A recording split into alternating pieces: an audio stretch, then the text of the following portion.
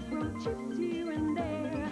She's a small wonder, brings love and laughter everywhere. Bill, after you were named MVP, what'd you do? Okay, that does it. The cake is ready to be baked. Here, Vicky, bake it. Bake it.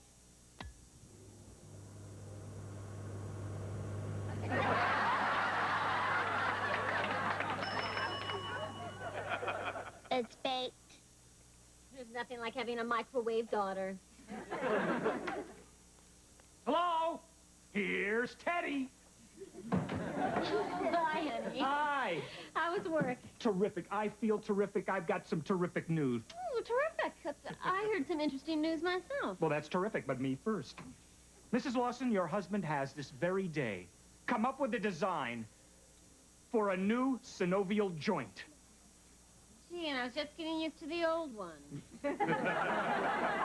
What is a synovial joint? They're joints used in artificial knees, and I've come up with a better design. If Joe Namath had synovial joints, he'd still be playing football. At least his knees would. Honey, that's wonderful. And when my boss sees this new design, I'll be a shoo-in to head up the new lab at United Robotronics. New lab? Yeah. Now, what's your news? Well, Harriet was here before, and she said that her father's being considered to head up the new lab. Brandon Brindle? I don't believe it. That backbiting, backstabbing slime ball. Brandon, we're just talking about you. I saw you get home, Teddy. I just had to come over to gloat. You will never guess who is being considered at work To head up the new lab, you. I hate it when you do that. But you're right. Tell me it makes you green with envy. Please say yes. Please, pretty please. Come on. Why should I be envious, Brandon? I'm being considered for that job, too.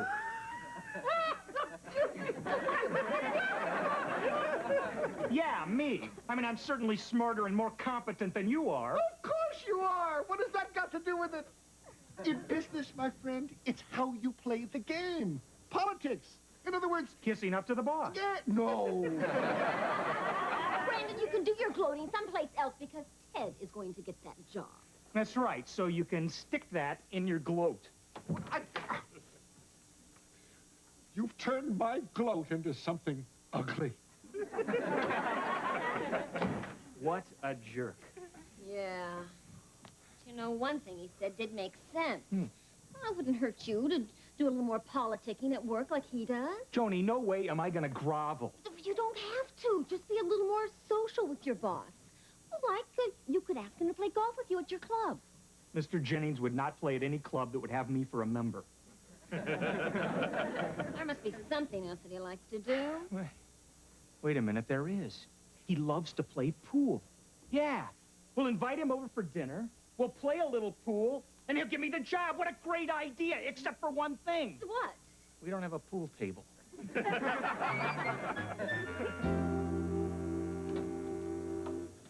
Ta-da! Huh? Great. You like? I rented it for the week.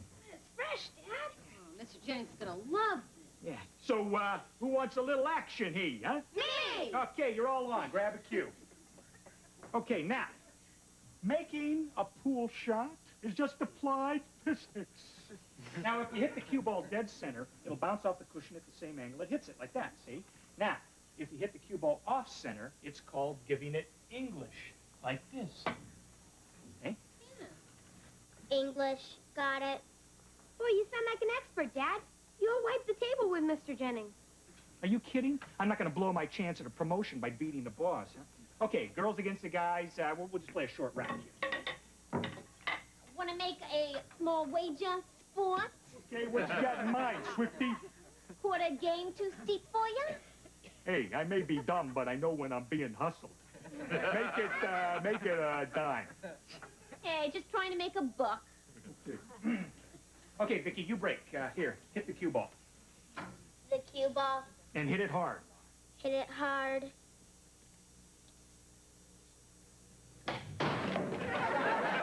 Wow! With her, a cue ball ball is a cannonball. Vicky, not that hard. Oh, no, I didn't realize what time it is. I still have to make dinner. Honey, don't need the market, and the kids can stay here and play pool. Okay. Yeah, but take it easy, Vicky. I mean, don't knock the garage down. Okay, Vicky, let's start. But just to be safe, I'll break.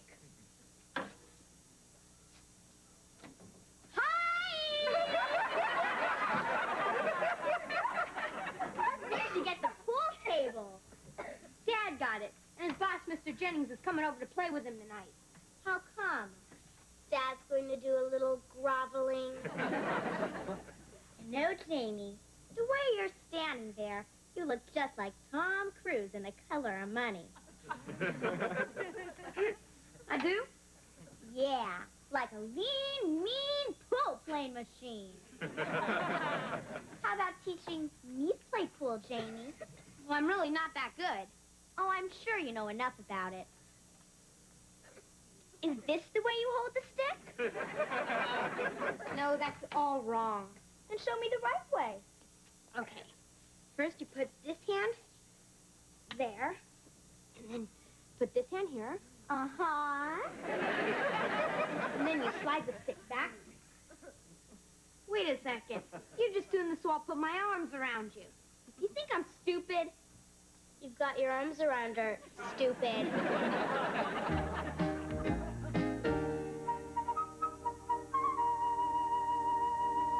Okay, 8-ball in the side pocket. Oh! You scratch, you lose. Oh, Ha! Not much of a money player, are you, Todd?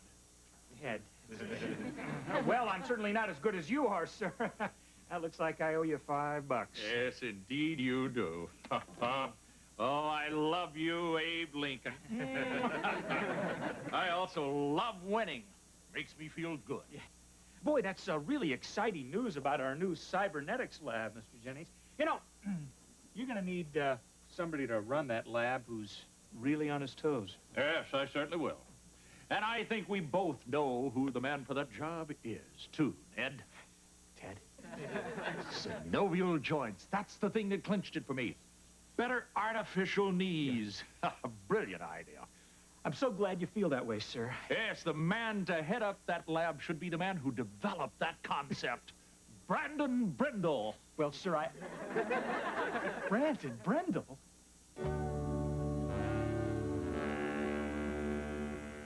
Small Wonder will return after these messages.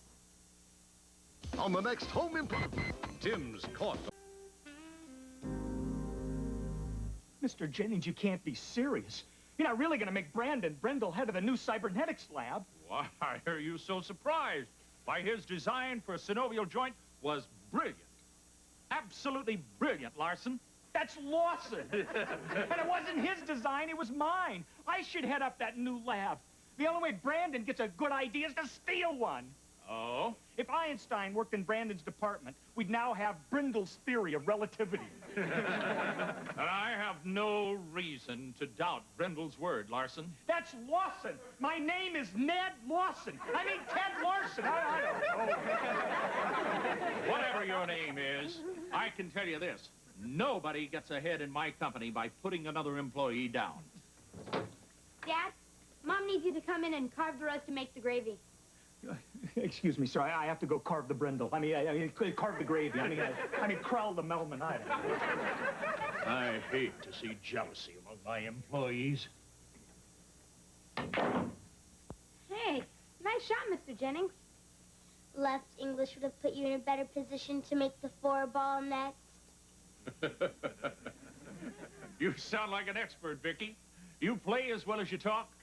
I'm a lean, mean pool playing machine. Oh, really? How about a little action?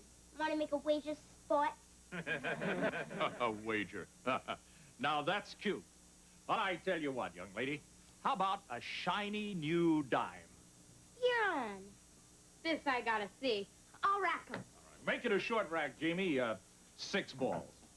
Now, let me tell you something about betting, Vicky. It is very important that you honor a wager. There is nothing worse than a welcher. I pride myself on paying my debts. They're all racked. Vicky, why don't you break? Okay. Wait, she's gonna break? Excuse me. What are you doing down there? Looking for my comb?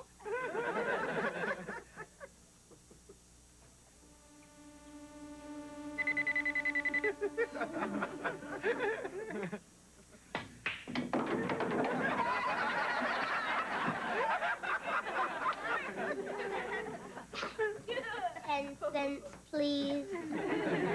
Well, now, that's what I call beginner's luck. Oh, yeah. Beginner's luck. Rack 'em up, Jamie. Tell you what, one more time, double or nothing. Double or nothing. And I'll break this time.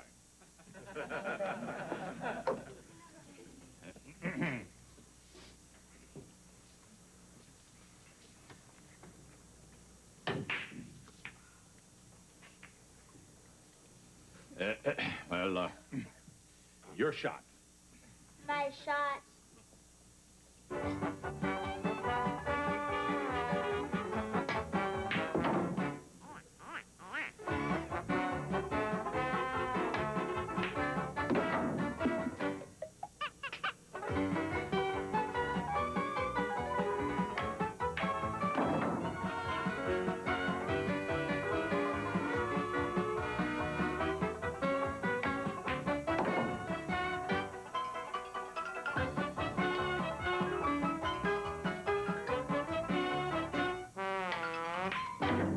She plays like a robot. Exactly like one. 6 ball in the side pocket. 20 cents, please. One more time, double or nothing, okay? Okay. Rack 'em, Jamie. She can't keep this up forever.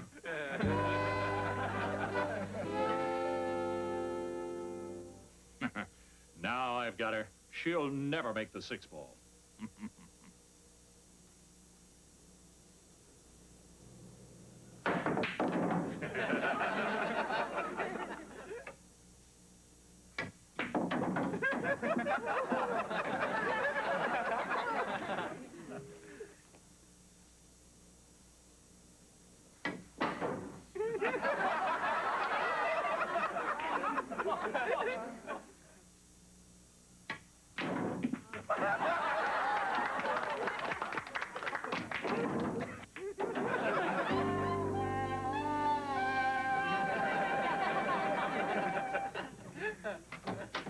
Hi. What's going on? Vicky and Mr. Jennings were playing pool, Oh, and Vicky won. what'd she win? The whole enchilada. What's the whole enchilada? The company.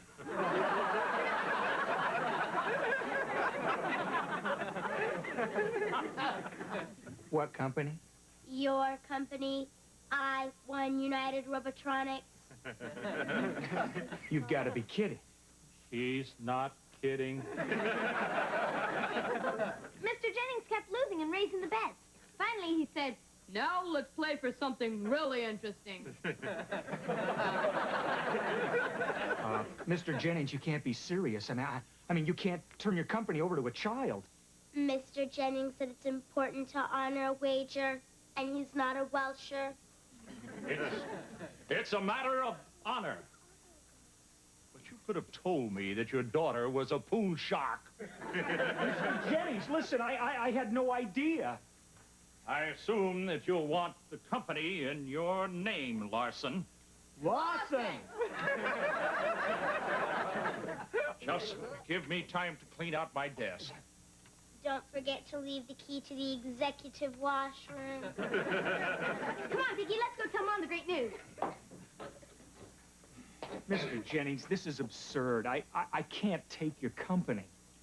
Ah, it's my own fault. Vicky won it fair and square. Well, not entirely. But even so, listen, I want to give it back. I mean, and hey, listen, if it's a gift, then you're not a Welsher, right? No. No, that's true. Well, you're a very generous man, Ted. Tab. Right.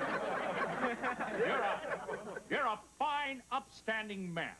And I want to tell you one other thing, too. What's that? You're an idiot for giving it back.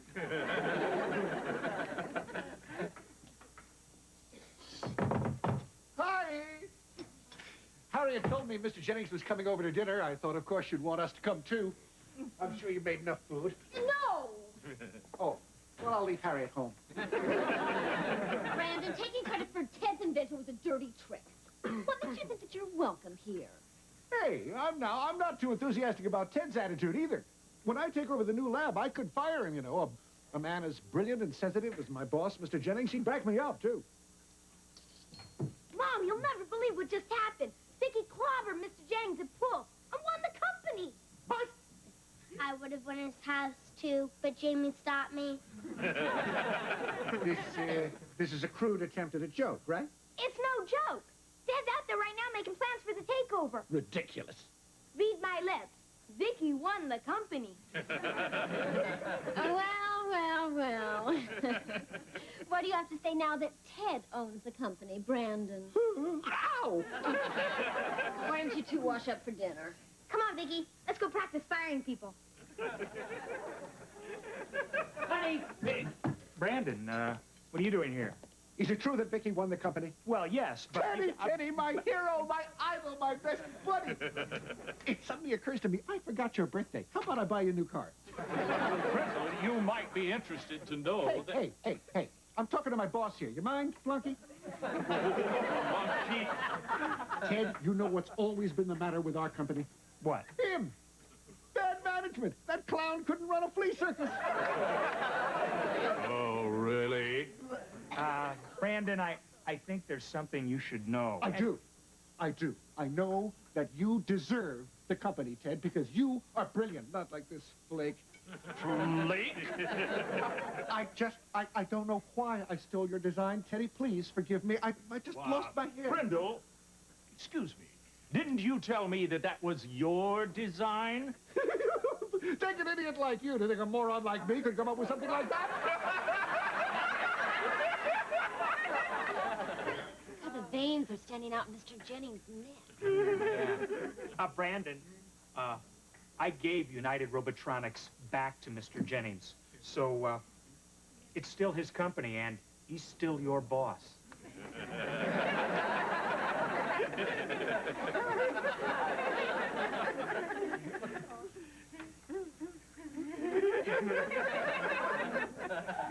Where am I? Who am I? Who are you? I have amnesia. I'm not responsible for whatever I've been saying. Hi. You left your wallet on the dresser, Daddy. Who are you? And why are you calling me Daddy? What do you mean, who am I? Your father just got a sudden case of amnesia. Oh, really? Then I better take him home. My name is Harriet, and I'm your daughter. We live next door. My allowance is $100 a week. And you're 3 weeks behind, fella. Hi, is dinner ready? Obviously, I owe you an apology, Tim. Ted. And I want to thank you again for giving back the company. There goes my key to the executive washroom.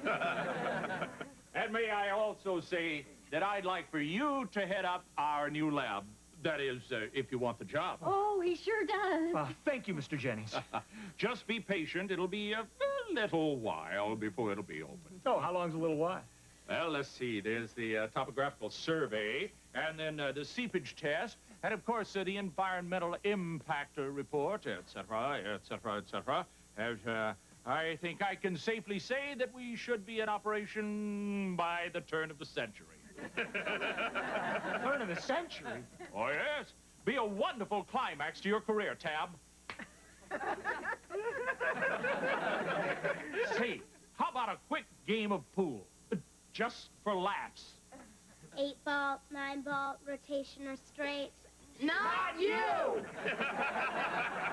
Hey, just trying to make a buck.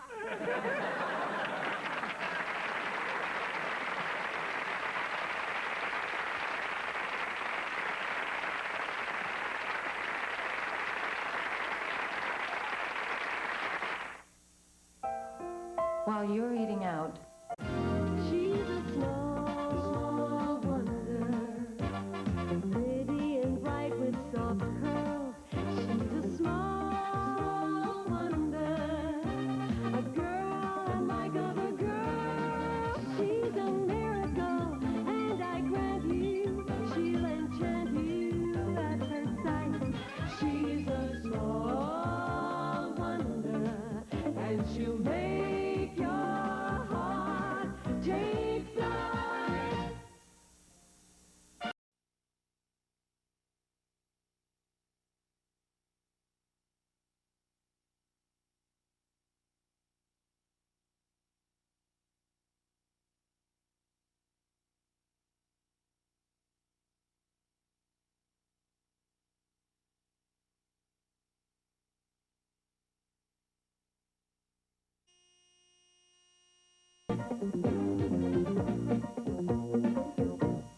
She's a small wonder, pretty and bright with soft curls.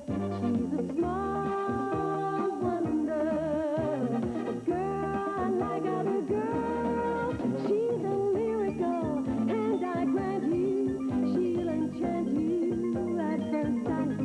She's a small wonder, and she'll make your heart take flight. She's fantastic, made of plastic, microchipped here and there. She's a small wonder, brings love and laughter everywhere.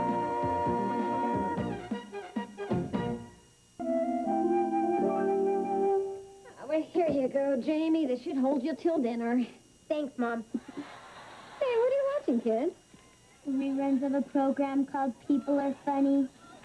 You know that old TV show with Art Linkletter? The one where he plays all those practical jokes on people? Oh, sure, I've seen it. Well, it looks like the joke's on you, Mr. Larkin. That wasn't a Great Dane you were walking. That was a man in a dog suit. As for the little puddle, I can't explain it. Well, ladies and gentlemen, that's it for tonight. This is Art Linkletter inviting you to join us next week at the same time when once again we'll prove people are funny.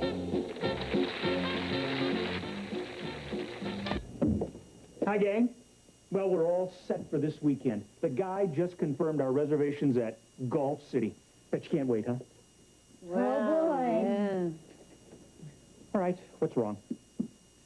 Yeah, Golf City is nothing but a giant putting green surrounded by desert. We don't play golf. There's nothing else to do. Sure there is. What? And watch me play golf. Whoopee. Darling, how much longer are you going to be wearing that silly outfit? As your wife, I have a right to know. Silly. Hi.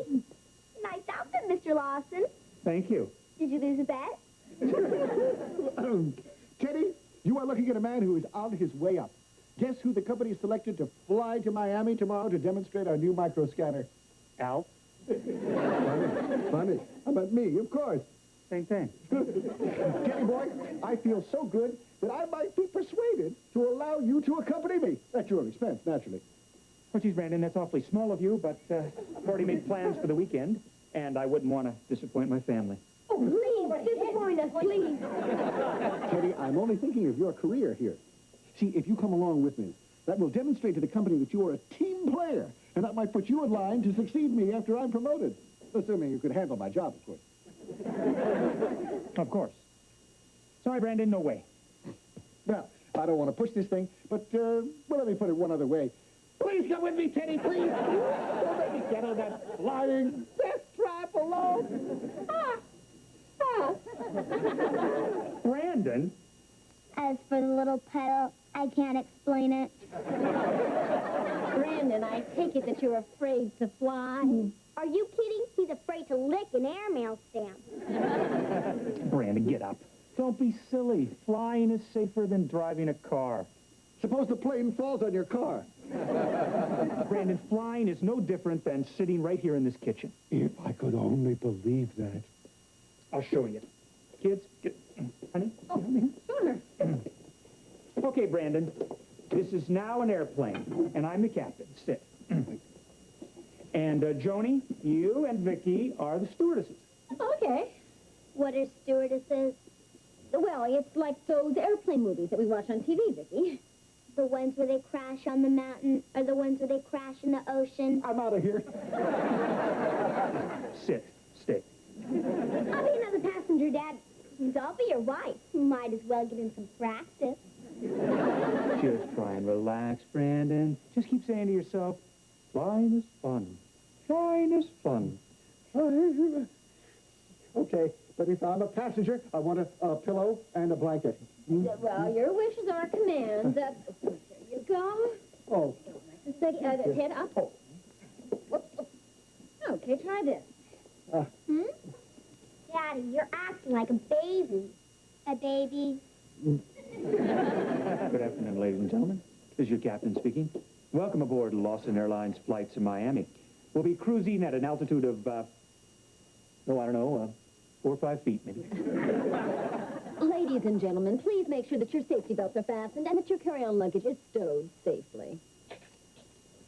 And if you get sick, there's a barf bag in the seat in front of you. Okay, I think we're ready to go. Engines on, please.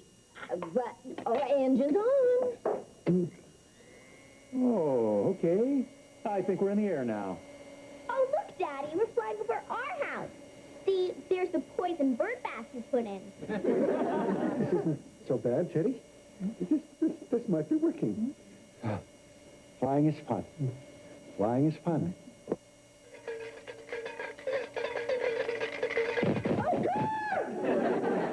Engine failure. Mayday. Mayday. Bend over and kiss your seat goodbye. I'm bailing out. Brandon, relax. It's just a blender. It shouldn't be allowed in the air. Teddy, I cannot go to Miami without you. I need you. You must come with me, please, Teddy, please. Sorry. I'll get the company to pay for your ticket. Brandon, we've already made plans for the weekend. I'll get the company to pay for your whole family's ticket. Come on. Oh, man. Miami. The beach. Blondes, bikinis. Yeah, you're settled for Disney World. I hear they have robots there that look just like people. And it does sound wonderful. I mean, you can go golfing another time. Yeah, Dad, please. Say yes. Come on, Dad, please. What do you think, Teddy? Is it a deal? Come on, Ted, huh? Come on. Oh, all right, it's a deal.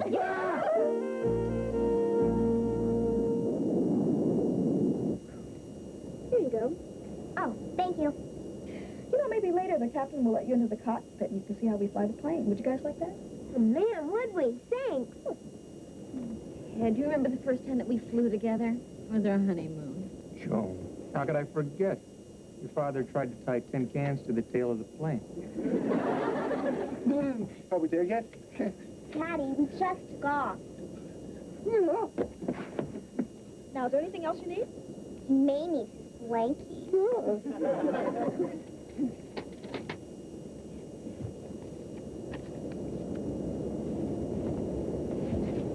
There's the man from the TV show. Yeah, you're right. Excuse me, sir. Who, me? Yeah. Aren't you Art Linkletter? Well, that depends. Do I owe you any money? Art Linkletter, hi, I'm Ted Lawson. It's really a thrill to meet such a big star. Well, I wouldn't say that. Of course, okay for you two. Yeah. I hope you don't mind, Mr. Linkletter, but could I get your autograph for my daughter? Oh, of course. What's your daughter's name? Jones.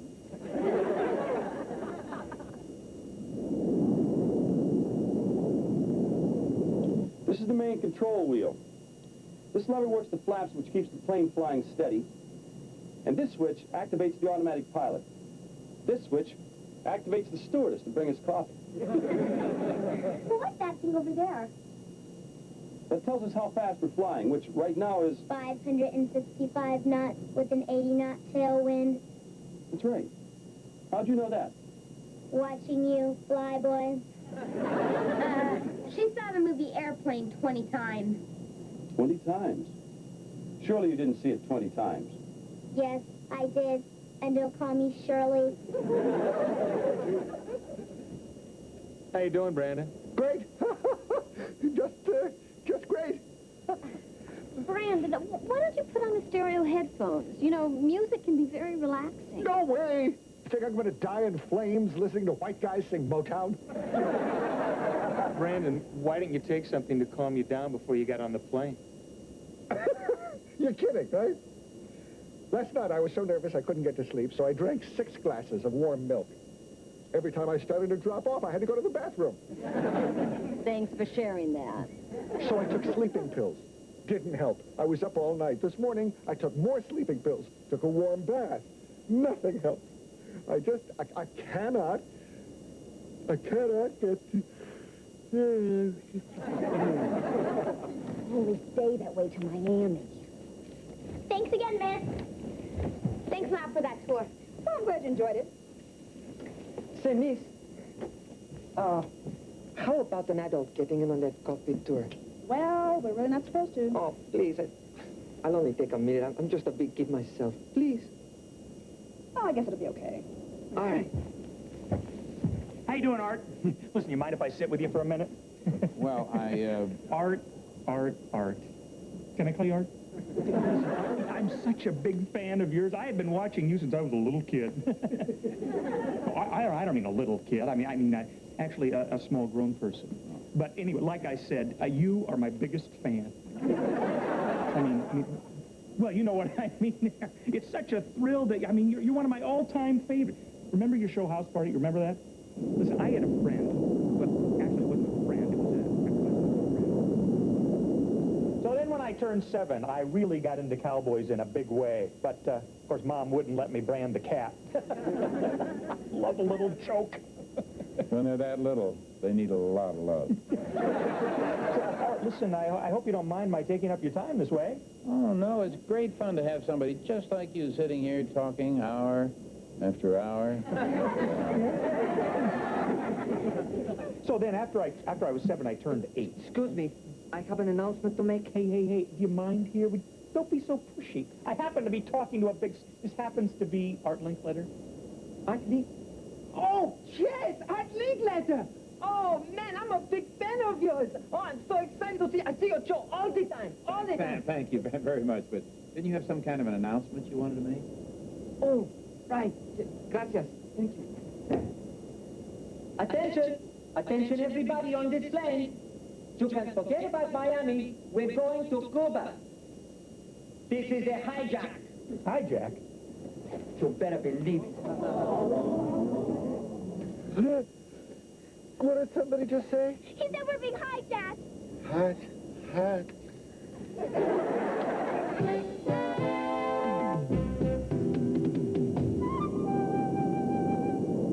Now, I'm going to say it one more time. This is a hijack. Don't nobody try nothing, because I'm wired up with dynamite. And if this stuff goes up, we all come back as confetti. You, with me. Come on, vamos. I have 20 pilots and we're on autopilot. Now I want them out of there so I can fly this thing. And everybody else, stay where you are. Better do as he says, everybody. Wait a minute. What's the matter with us? This is so obvious. Sure, it figures. Ted, what are you talking about? That's Art Linkletter, right? He used to do that show, People Are Funny, where he would put people into crazy situations and then photograph their reactions.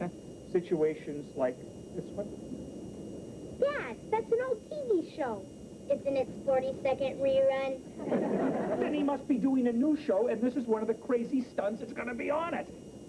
You really think so? I'm positive, honey. You really think that it's just a coincidence that Art Linkletter happens to be on this flight? You know, I think you're right. I'm going to go back and I'm going to tell the other passengers not to worry. Boy, what a relief. Come on, andale. Vámonos. Bring them in here. Put them into the NDC. Now. And sit down. Sit. Just sit. Well. It's certainly nice to meet you, Mr. Hijacker. I want to wish you a lot of luck. What? Are you nuts? I got to admit, you really had me going there for a minute, Artie. And I hate to spoil your fun, but we know these guys aren't the pilots. They're just a couple of actors, just like Mr. Hijacker here. Dad? I mean, the real pilots are flying the plane, right? This is just another one of Art Linkletter's wacky stunts for his new show. You're right, he's nuts. Dad! Art, you are a crazy fed-up. Oh, honey, Jamie, Vicky, listen, we're going to be on TV. Let's wave to Grandma and Grandpa. Where the cameras, Art? Dad! Something I've been trying to tell you. We were in the cockpit. Those are the real pilots. You mean, this is no joke? Right, meathead. Oh.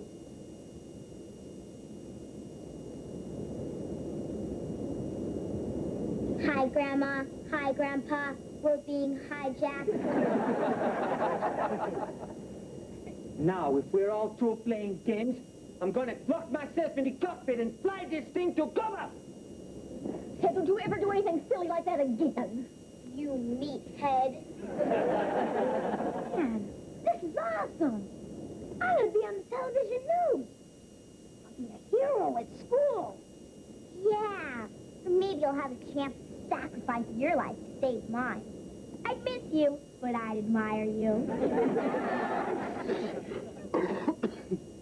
Hey, buddy, you want to move it? You're drooling on my shirt. Who is this guy? Pilot. Shouldn't he be flying the plane? Yes.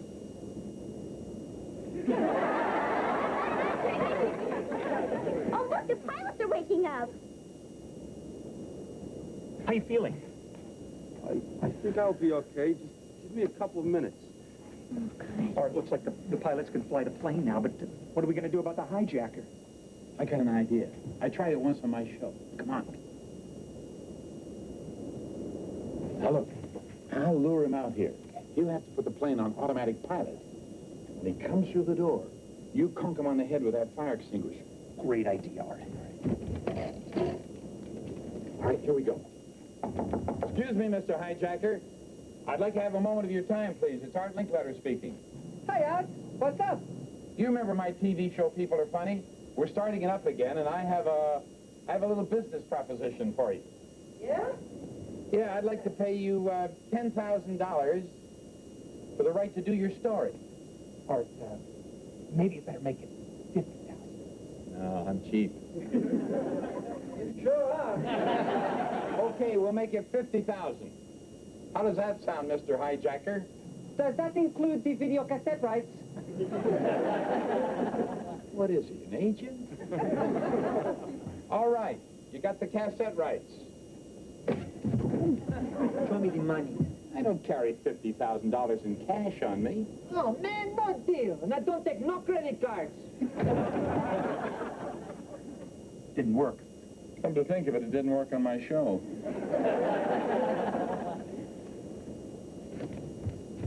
Vicky, can you come here a minute? I need you.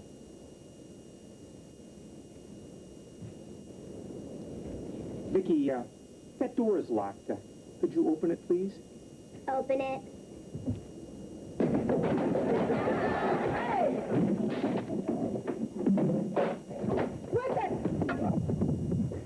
Okay, great. Okay, here. Take this and tie his hands behind him. What are you looking at? I'm waiting for your pants to fall down. Just tie him up, okay? We got him, Art. Hey, nice work. Ladies and gentlemen, can I have your attention, please? We've got the hijacker all tied up, and he won't be bothering us anymore. Excuse me, but we need you back up there to fly the plane now. Right. Let's go. Go.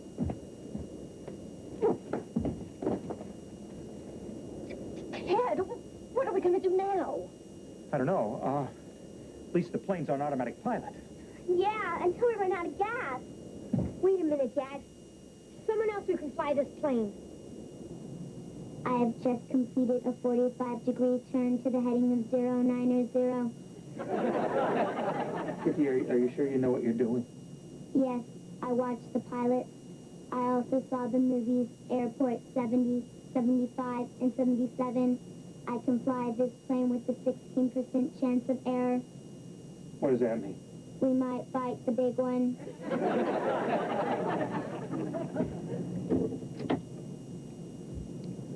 Ladies and gentlemen, this is your captain speaking. We'll be preparing to land in approximately 11 minutes. Sorry, but we cannot serve the cold chicken and stale nuts.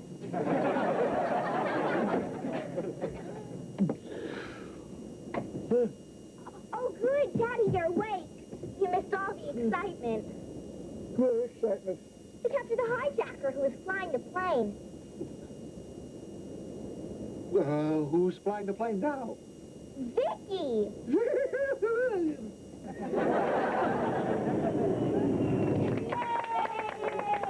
Vicky! This is incredible. I still can't believe Vicky landed us safely. Well, you could say she's no ordinary little girl. Vicky, you saved our lives. You're fantastic. Oh, I wouldn't say that. But it's okay if you do. We made it! We made it! Miami, land of the sun, and I'm alive! I'm alive, and I'm going to get a tan! Snow? In Miami? Welcome to Saskatchewan. Saskatchewan's in Canada. Hey, I just land them. I don't aim them. Kids say the darndest things.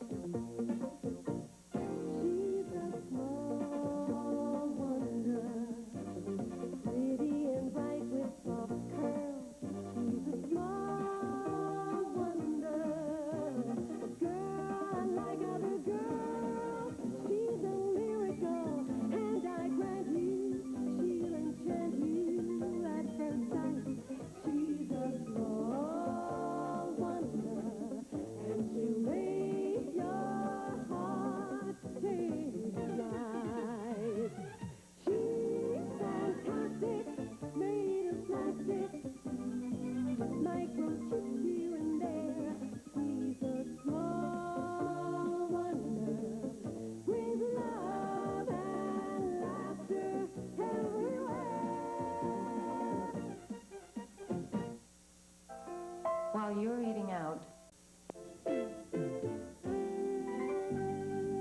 Watch this, Vicky.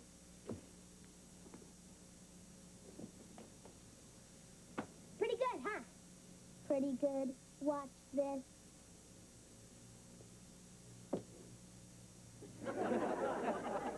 Pretty good, huh? Big deal. Any robot can do that.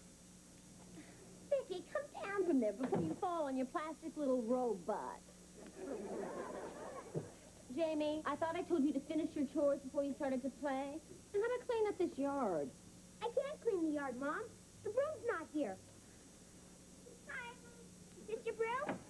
Someone just threw it over the fence. I was showing Vicky how to throw a javelin. Well, if anybody knows how to throw it, it's you. Now get to work. Can I help? No, but when I'm done, I'll give you the broom to fly home on. My. You're certainly a grumpy bear, which I find very attractive in a man. The grumpy bear hates doing chores. Who doesn't? Our parents do all the bossing around, and us kids do all the dirty work. We're nothing but cheap labor. When I complained, my mom sent me to my room when I was dinner. That's terrible. Not really. such an awful cook, sending me to my room without dinner was my idea. Anyway, it'll be different when you and I are married, Jamie. We'll be the best mom and dad on earth. Harriet, if you and I ever get married, it'll be because we're the last mom and dad on earth. I can wait. Bye.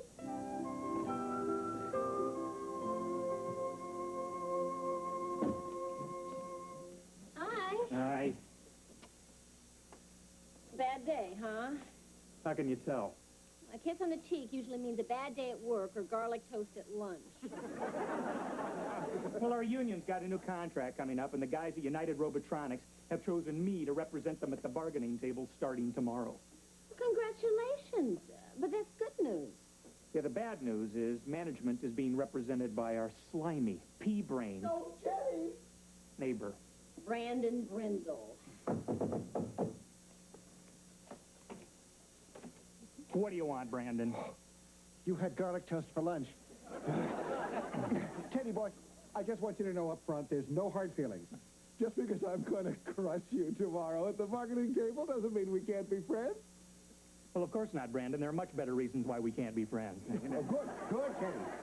Keep that sense of humor. You're going to need it. Oh, it would be so embarrassing to see you sitting there sniveling, begging. I've seen that pathetic side of you, but the others haven't. Bye.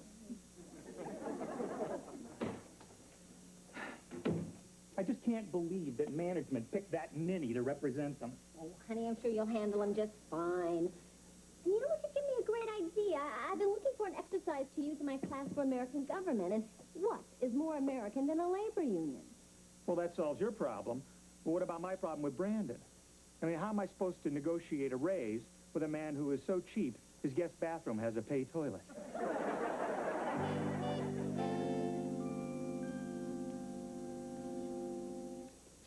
Oh, the whole point of a labor union is for workers to have an organization that speaks for them as a whole. And then they can go to management and bargain to improve working conditions. So, tomorrow I'll be the management in our exercise, and you'll be the labor union, and we'll negotiate. Yes, Jamie? What are we going to negotiate? Oh, I thought the class could decide on some things that they feel would make their lives better here at school. And I mean serious things, all right? Oh, and you also need to pick someone to represent all of you at the bargaining table. All right.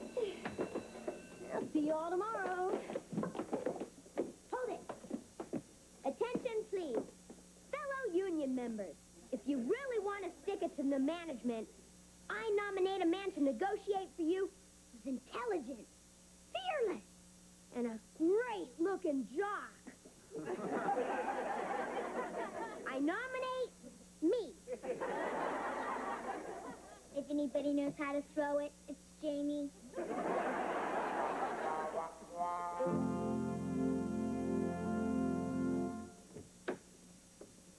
Hi. Hi. Oh, did your union pick its negotiating team? Yeah, they chose us. Tomorrow we'll really stick it to management. That's so. Well, how about you two negotiating yourself into the kitchen, setting the table for dinner, huh? Hey, make a note of that, Vicky. Management trying to bribe labor with kisses. Got it. No kisses for management. Hi. Hi. Are you management? No, I'm labor. Then it's okay to kiss me.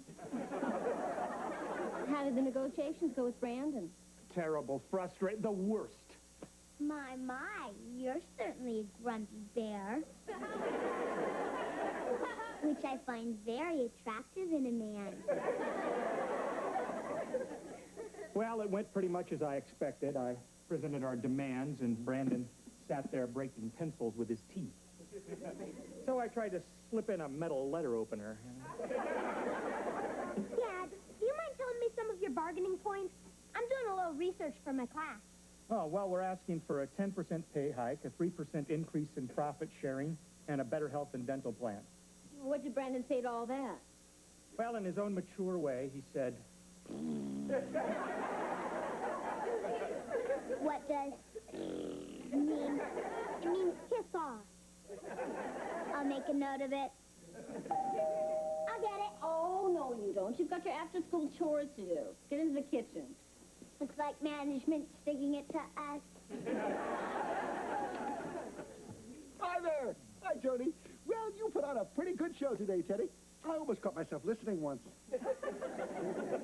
Brandon, I know you were listening because I heard my words echoing in that Grand Canyon between your ears. Funny, funny. Listen, Teddy, play ball with me in these negotiations, and one of these days you'll be management like I am. Brandon, are you hinting at a bribe? No, I'm coming right out and saying it. Listen, just accept what I have to offer. We'll get everything over quickly. You'll be a hero. Huh? Well, I think it'd go just as quickly if you accepted everything I had to offer, then you'd be a hero. Not a bright one, but a hero. Gee, I never thought of it like that. Well, when you put it that way, just let me say this.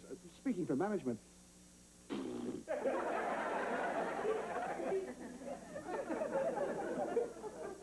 well, you have to admit he's eloquent. Labor says dinner's in the oven. Thank you, Vicky. Well, Brandon better shape up or we'll put up a fight that he'll never forget. We're going to stand firm and united, and if he tries to push us against the wall, we will strike. That's the spirit, honey. And if he thinks I'm kidding, he can go suck canal water. When I'm through with him, he's going to be eating crow. You feel better now? No. What's for dinner, Vicky?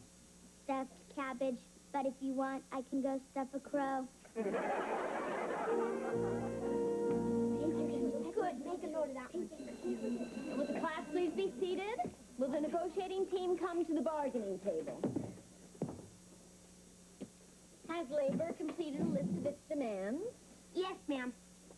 And remember, you're negotiating with that cute little bundle from heaven you used to burp. Vicky, read our demands.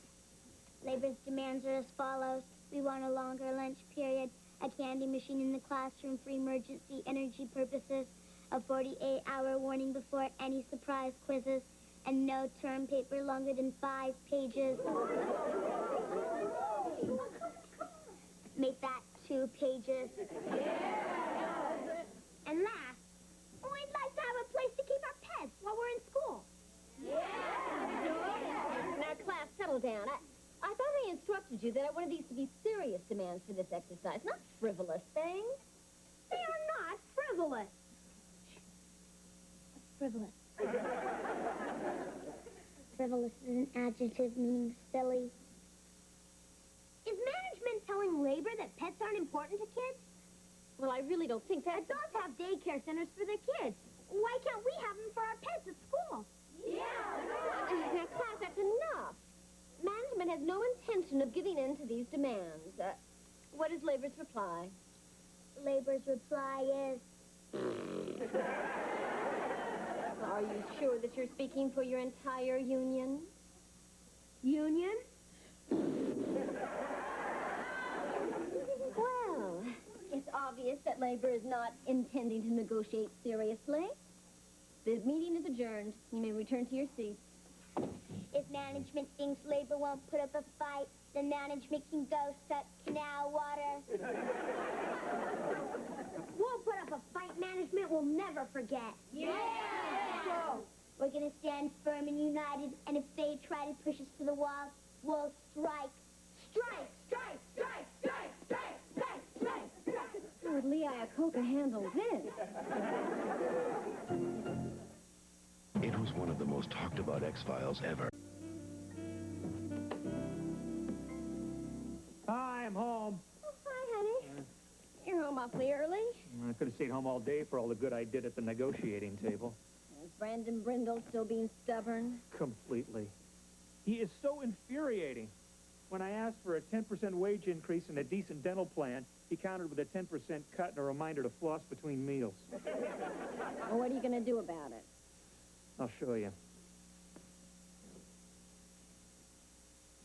You're on strike? Didn't have any choice. It was either walk out and strangle the company or stay in the room and strangle Brandon.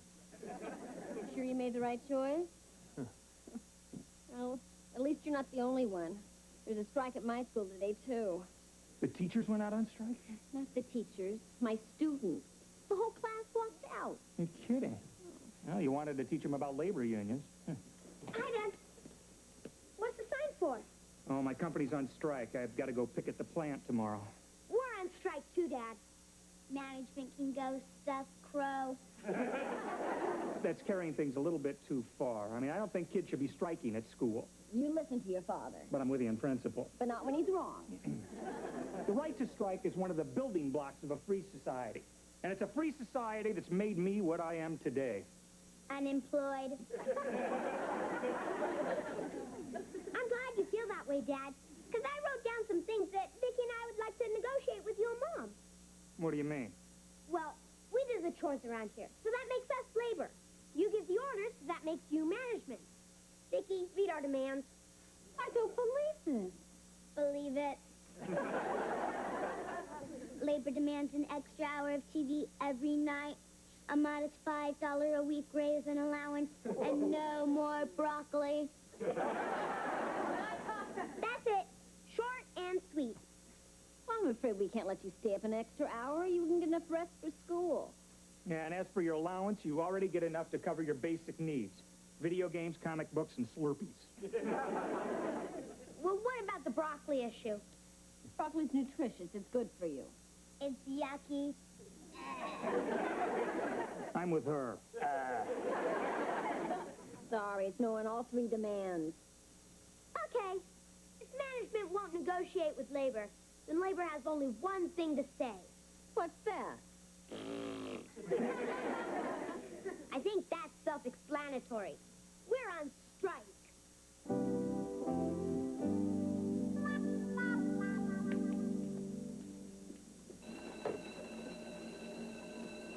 All right, you've made your point. Come into the classroom. It's over. They say it ain't over till the fat lady sings. I mean it, kids. Come into the classroom. Is management ready to negotiate, Mrs. Lawson? I told you I'm not going to discuss your silly demands. But it's not fair. You said you wanted us to learn about unions and bargaining and all that stuff, didn't you? Well, yeah. And how do you expect us to learn if you won't let us do what you're trying to teach us? No talk, we walk. Strike! Strike! Strike! Strike! Strike! Strike! Strike! Pull it! Pull it!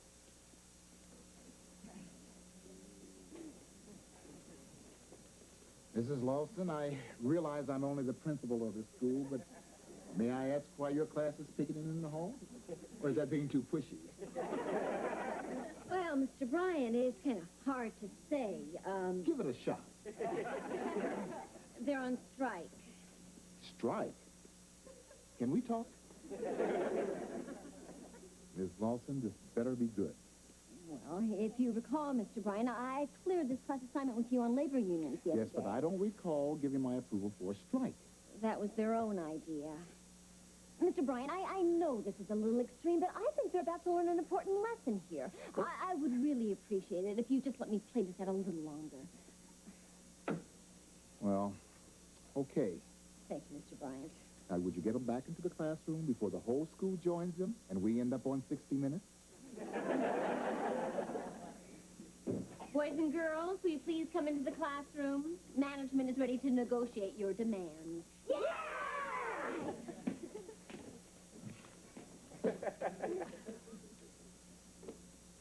Come on in, Vicki, it's over. I ain't stopped until the fat lady sings.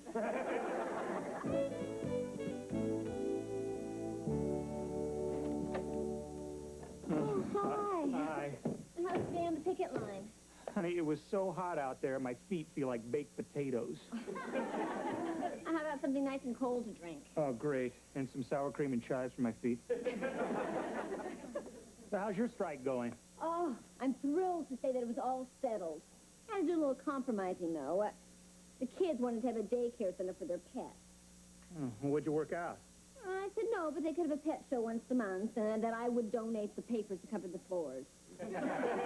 Boy, you're a great negotiator, honey. I should try that with Brandon. Nah, he'd never use a newspaper.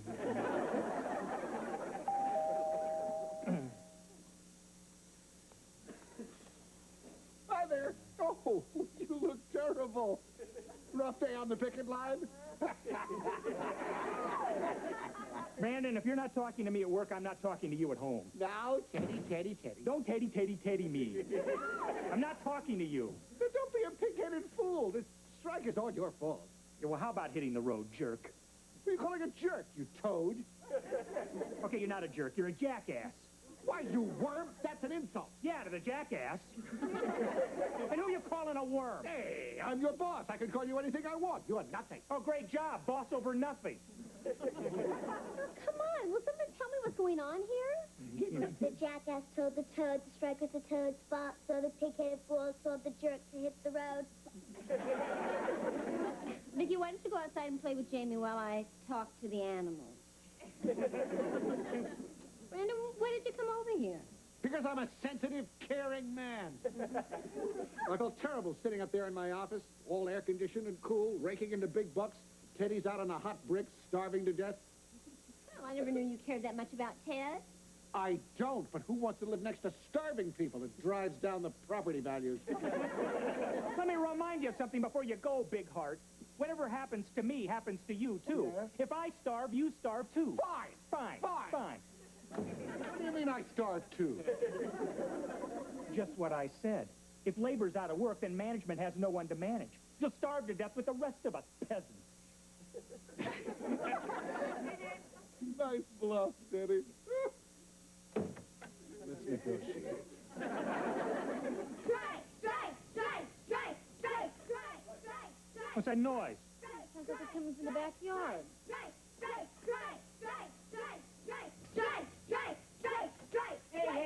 Hey, cool it. What are you kids doing picketing out here? Well, we didn't want to picket in the front and embarrass you with the neighbors. Harriet, what are you picketing for? Because I want to negotiate my chores and allowance like they're doing. Oh, forget it. I'm your father. I'm telling you right now, knock it off. Okay, and I'm your daughter. And I'm telling Mother where you pinched the cleaning lady.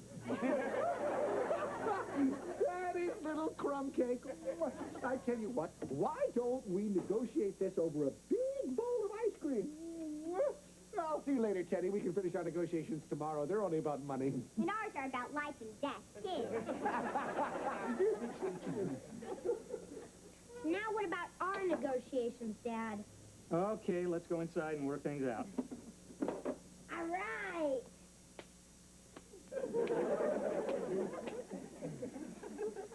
Joni, while we're hammering out our new contract, would you make us something to nibble on, please? Why am I always the one to get the refreshments? Because you're a mom. That's your job. For which I'm overworked and not paid. You know, I'm tired of being taken for granted around here. The kitchen's on strike. What? And as for you, you'll have to negotiate any other room in the house. Got the picture? Joni, come on, let's be reasonable here. Wonder what Dad's gonna do now that Mom's mad at him. He can pinch the cleaning lady.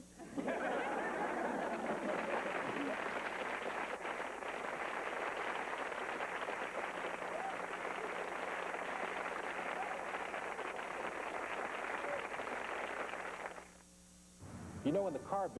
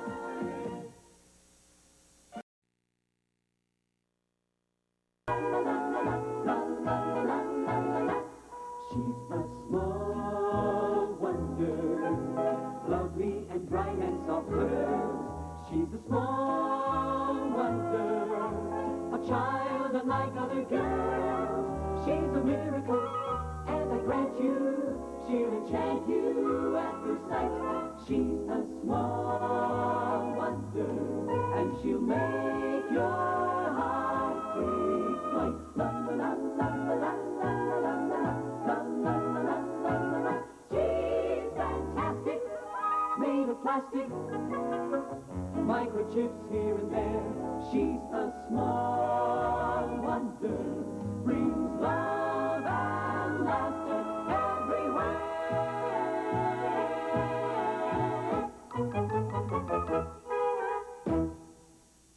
Back by popular demand.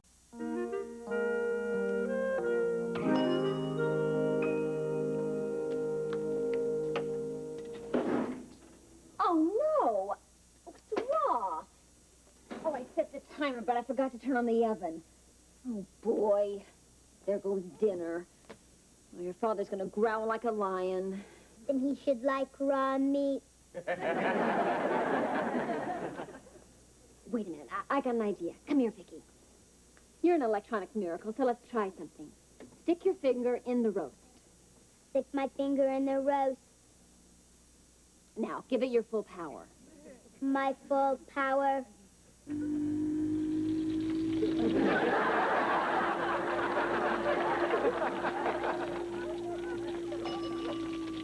Now, that should do it. Very well done, Vicky. No, it's medium rare. Hi, honey. That roast smells great. Well, it should. I've been slaving all day over a hot stove to make it. Oh. No, boy. Well, Vicky did have a hand in it. No, just a finger. That's enough, Vicky. Finish setting the table. So how was school today, teacher? Oh, I'm having a wonderful time. I wish I could substitute for Jamie's regular teacher more often. How's my robot behaving in school? You know, honey, I still can't help worrying when she's out of the house. Oh, honey, she's fitting right in. She's being programmed to act just like all the other kids in class. Great. Then our grand experiment is working better than we'd hoped, huh? She's becoming more human every day. Except she doesn't eat at lunch, of course. That cafeteria food will kill you. Hi, Dad. Hi, Jane. Mom, where's the furniture polish? I want to shine up this gavel. Oh, it's in the cabinet next to the oven. What's the gavel for, Jane? Judge always has a gavel, Dad. A judge? You? What for? Short claims court?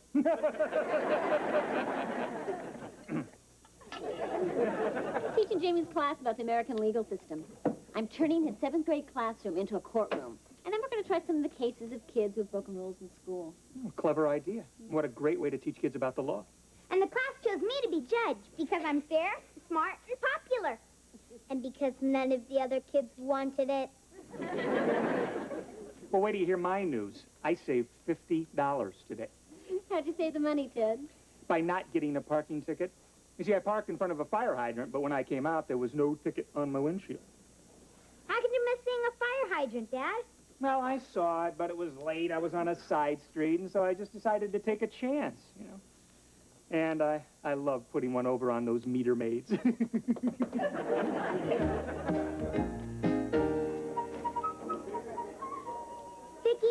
I'm appointing you my official court reporter today. Court reporter is not in my bubble memory module.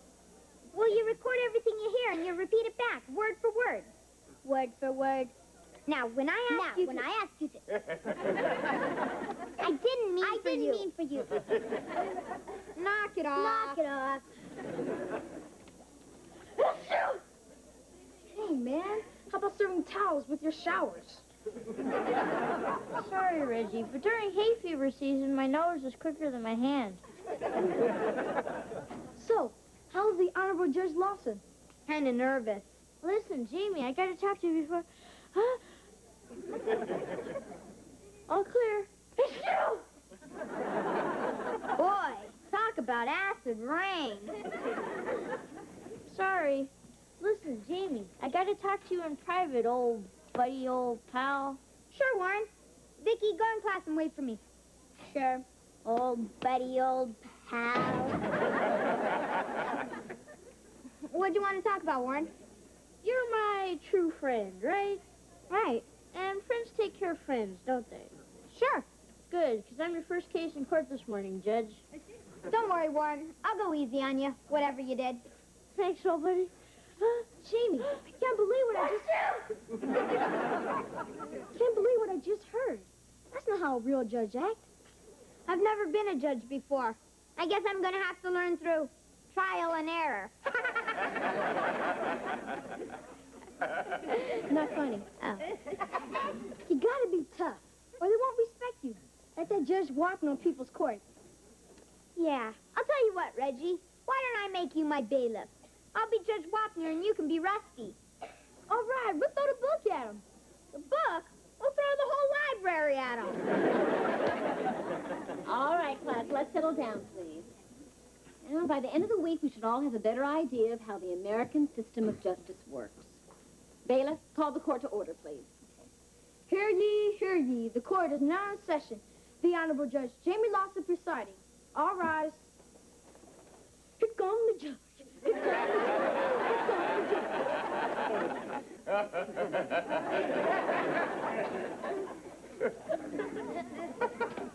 You may sit. Vicky, call the first case, please.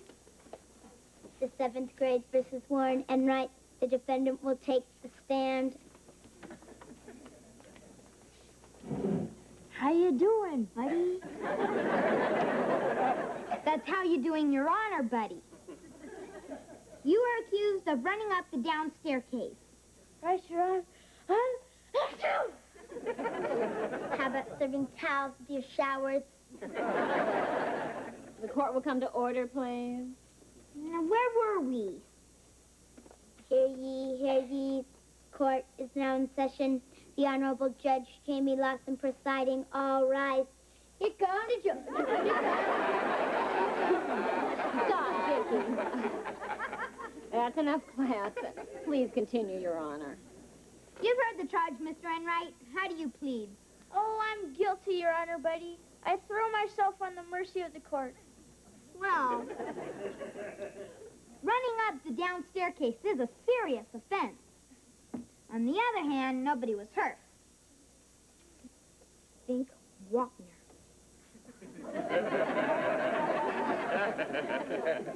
On the third hand, somebody could have been hurt. So when you put all the hands together, I sent you to washing dishes in the cafeteria for 6 months. Way to go, Wapner.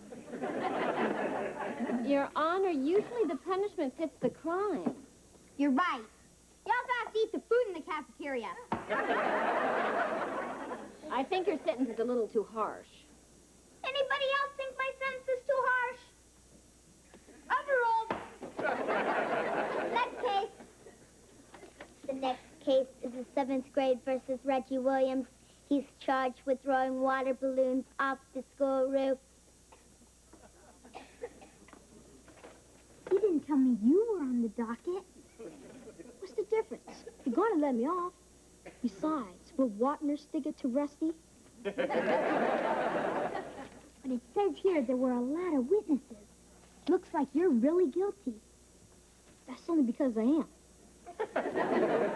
What's the problem, Your Honor? Oh, nothing. Just having a private consultation in my chambers. According to the evidence, you're guilty, Mr. Williams. I have to pass sentence unless you have something to say in your defense. How about this? I've got 2 tickets to Madonna concert, and one of them has your name on it. Case dismissed. All right, class, be quiet. I think you better tell me what you two were whispering about, Your Honor. I object. Objection overruled. The court reporter will repeat the transcript. Vicky? Here comes the judge. Stop, Vicky. Just the conversation between Reggie and Jamie. I have to pass sentence unless you have something to say in your defense. How about this? I've got 2 tickets to the Madonna concert, and one of them has your name on it. Case dismissed. Jamie, you can give me that gavel. But why? Because in our legal system, no one is above the law, including judges. Tomorrow, the first case on the docket will be the 7th grade versus Judge Jamie Lawson. The charge, accepting a bribe. Oh, man. There goes the judge. If you thought The Twilight Zone was TV's best supernatural series... That was a great dinner, honey. Great. It was fantastic. It's hard to believe that a woman so young, so beautiful, so intelligent. And she can also be a gourmet cook. It won't work, Your Honor. You still have to stand trial tomorrow for taking a bribe. There go the judge. There go the... Knock it off, Vicky. Dad, you wouldn't really let Mom put your own flesh and blood on trial, would you? Hey, don't drag me into this. If you'd used your head, you wouldn't be worrying about your tail. And I'm just thinking of you and Mom. Think of the shame you'll feel when you tell everybody your only son is breaking rocks on a chain gang. I'll tell them you're learning the construction business from the ground up. Jamie, you broke the law and you have to pay the consequences. Well, so did Dad. He's not paying any. When did I break the law? Yesterday, you said, I love putting one over on those meter maids.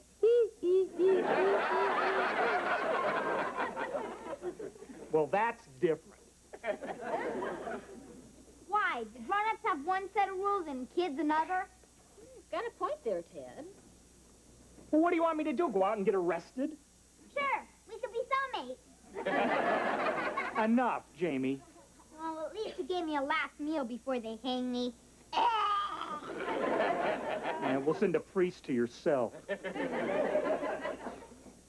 Vicky, I've got to convince the court tomorrow that I didn't do what I did, or I'm in trouble. They'll hang you. They're gonna make hamburger out of me unless I have someone like Perry Mason defending me in class. Perry Mason hasn't lost a case in 836 reruns. Hey, wait a minute. I know someone who'd make as good a lawyer as Perry Mason. You. I'm not programmed to be a lawyer. You will be once you finish reading that book Mom has. The one about the great lawyers and their famous cases. You're gonna save my neck, Vicky. Not to mention your tail.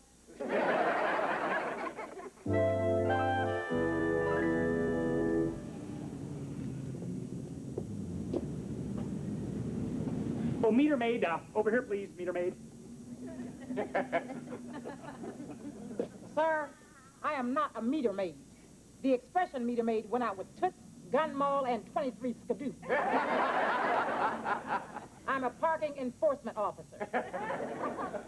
Oh, sorry about that. Well, officer, I would like you to give this car a ticket. As you can see, it's illegally and thoughtlessly parked right in front of this fire hydrant. Well, what's the matter? Does it belong to your ex-wife? No, this is my car. Your car? Well, as long as you're here, why don't you just move it? Well, I will as soon as you give me a ticket. What are you, some kind of a nut?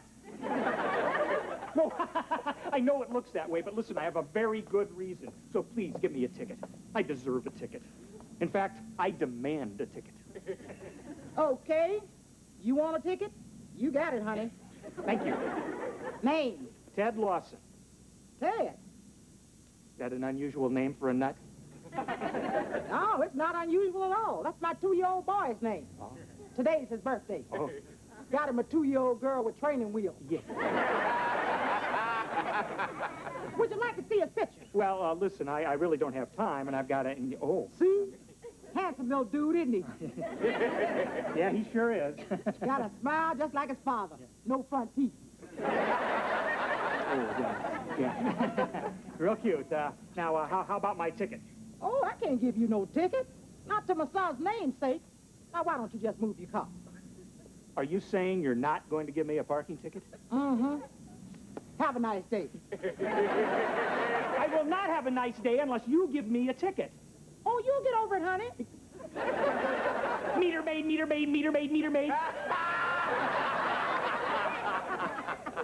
Just like my little Teddy when he doesn't get his way.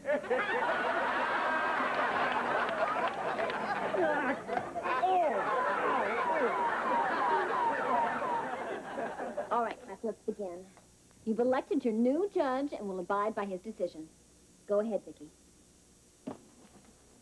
Hear ye, the court is now in session.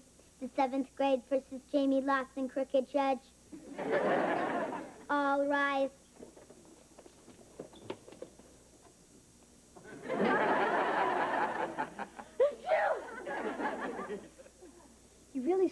to him when you were judge. He's gonna kill you. Ah, don't worry. I've got an ace up my sleeve. You can all sit down now. You don't have to if you don't want to, but it'd be nice. Dear Clam. Your Honor, may I approach the bench? Your Honor, isn't it true that all people have the right to have an attorney defend them? That's correct. That's correct. Good. I wish to call my attorney. And who's your attorney? Yeah, who's your attorney? I call Vicki Lawson for the defense. Okay, go ahead.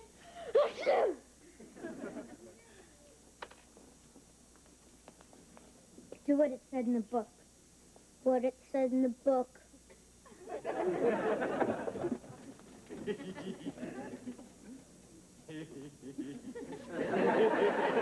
Those are my glasses and my book. Ladies and gentlemen of the jury, Your Honor, I ask you, is this the face of a man who beats his wife?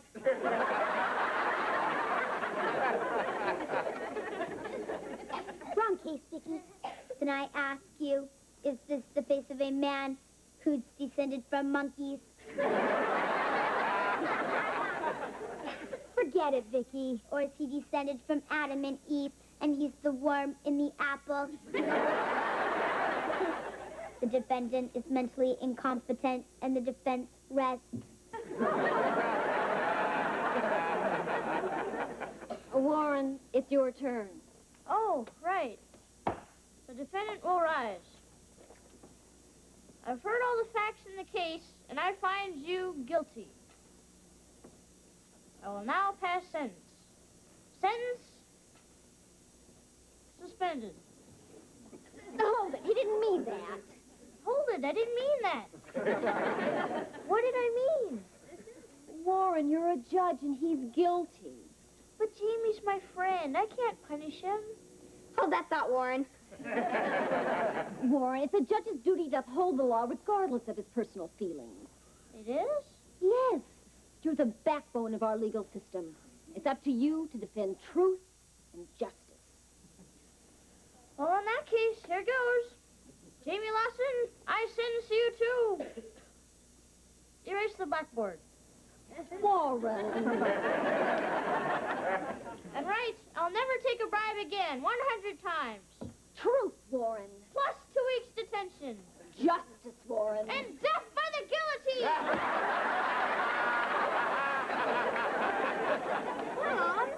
Well, I guess we can suspend the last part. Thanks a lot. Well, Jamie, do you have anything to say? Yeah, I'm sorry for what I did. I was wrong, and I deserve to be punished. You got off easy. We should have thrown the book at you.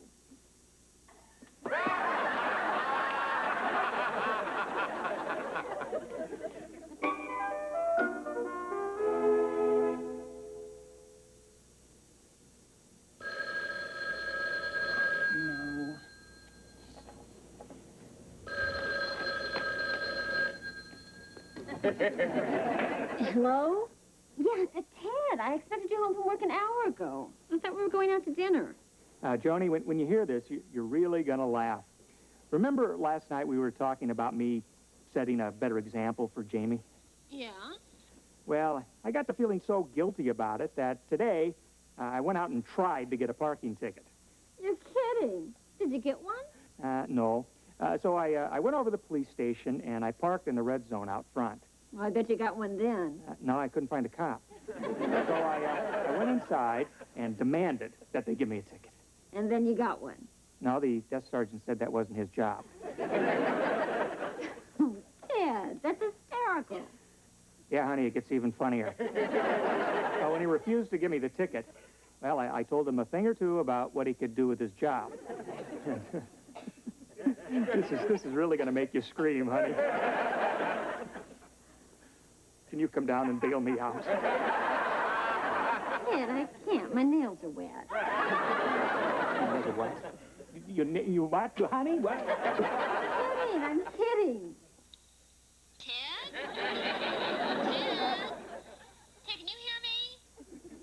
Small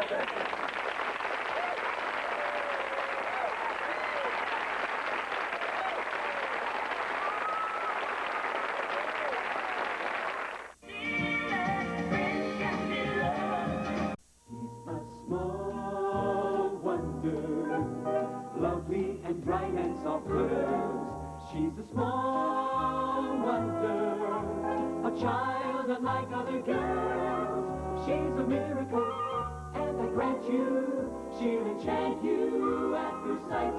She's a small wonder, brings love and laughter everywhere.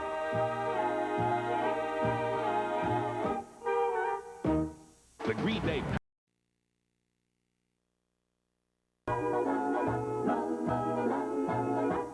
She's a small wonder, lovely and bright and soft curves. She's a small wonder, a child unlike other girls. She's a miracle, and I grant you, she'll enchant you at first sight. She's a small wonder, and she'll make your heart take flight. La la la la la la la la la la la la la. She's fantastic, made of plastic, microchips here and there. She's a small wonder, brings love and laughter everywhere.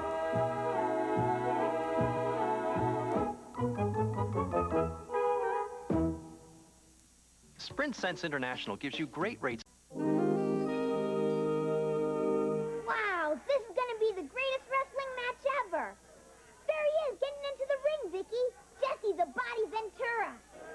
Hailing from San Diego, California, weighing in at 247 pounds, Jesse the Body Ventura.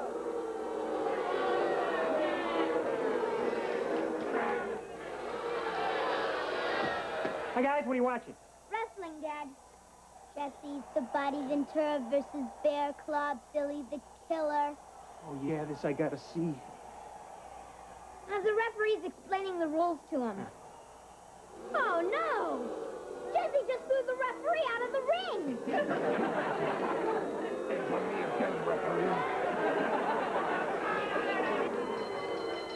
Hey, gang, I've got a great idea for dinner. Why don't we pass a picture? Look, he's gonna do his wham-bam body slam. Wham! Bam! Wham! Stick a fork in him. He's done. Ted, I thought Johnny, that would maybe... you mind making some more popcorn, please? Oh, and how about some cold drinks, huh? Oh, and don't forget to put ice in the glasses. Would you like me to pour it down your throat for you? Thanks. Ted, you haven't heard a word I said. Yes, I have. What'd you say? Honey, do this. Honey, do that. I'm tired of being taken for granted around here. If you want something to eat and drink, you can get it yourself. Ted, you're impossible. Ted, you're impossible.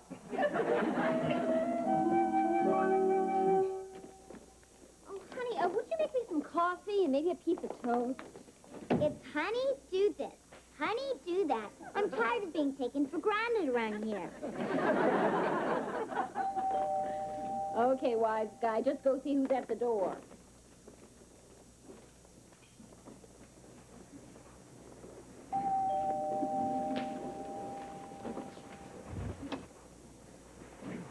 Hi there, little girl. Is your mother home? Yes.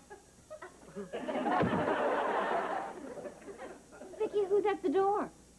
Hailing from San Diego, California, weighing in at 247 pounds, Jesse the Body Ventura! I see your little girl's a wrestling fan. Yes. Vicky, would you go and put away the groceries?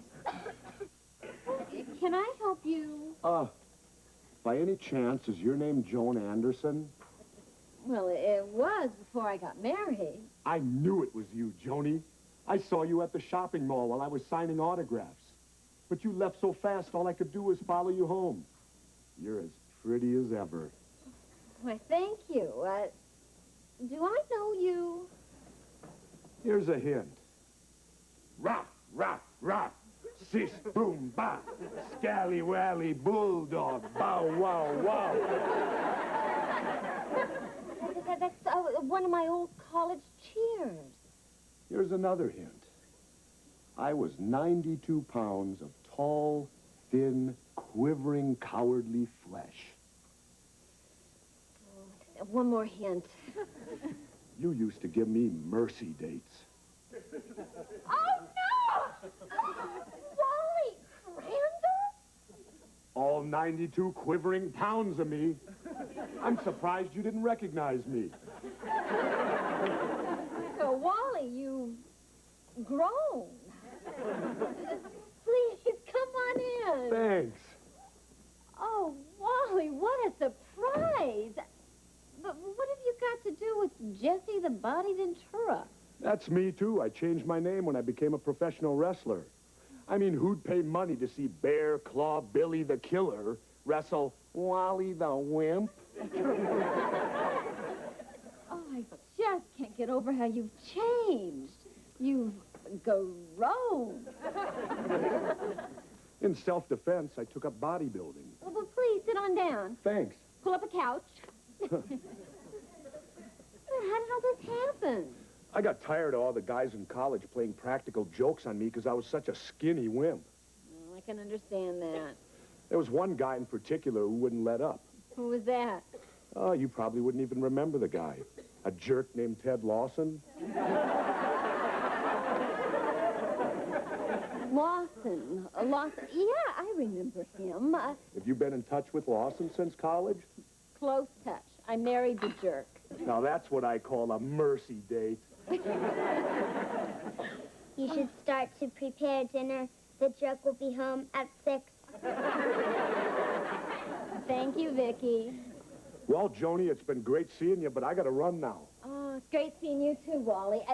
Jesse, say, how would you like to come over for dinner tonight? As if you're not too busy tying somebody in a knot. I'd love to. But under one condition. What's that? Don't tell Ted how much I've changed. I want to see his reaction when I show up tonight. Oh, so do I. Oh, so do I.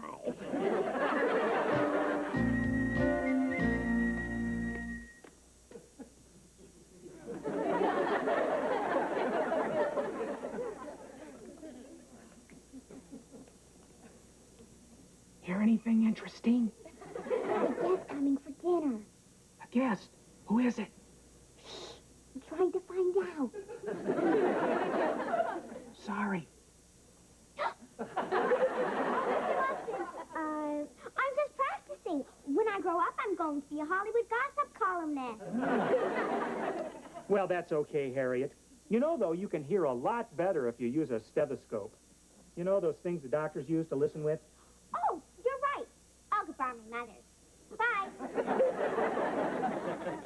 Hi. Hi, honey. The jerk is home. We're having a guest for dinner, a surprise guest. Surprise?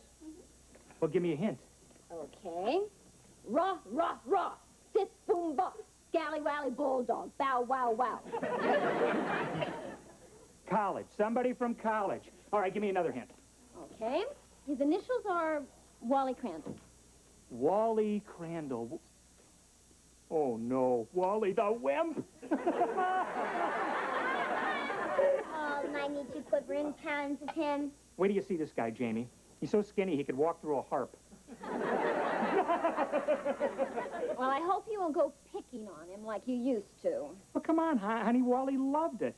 I mean, it made him feel like one of the guys. Besides, they were only harmless little pranks. Oh, you call running his underwear up the flagpole harmless? What's so bad about that? Wally was still in them. Yeah, that was so funny. Then, Jamie, there was the old duck prank.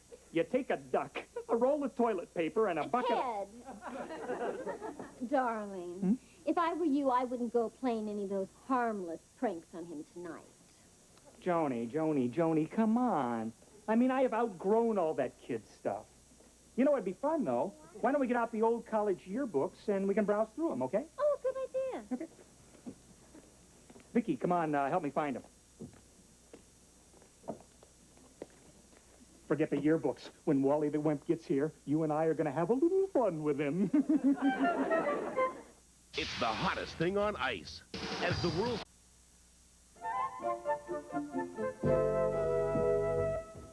Now remember, Vicky, our harmless pranks won't work on Wally without the key words. They're in my memory module. Okay, what's the first key word? Shake. What's the second key word? Whipped cream. Perfect. And I got the old duck prank all set up.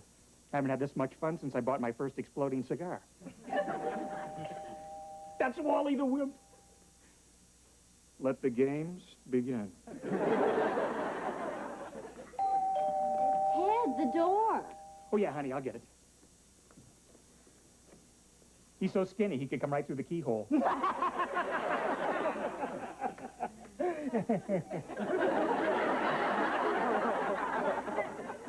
Hiya, Ted. Wah, wah, wah, wah, wah, wah, wah. Wally? Who else?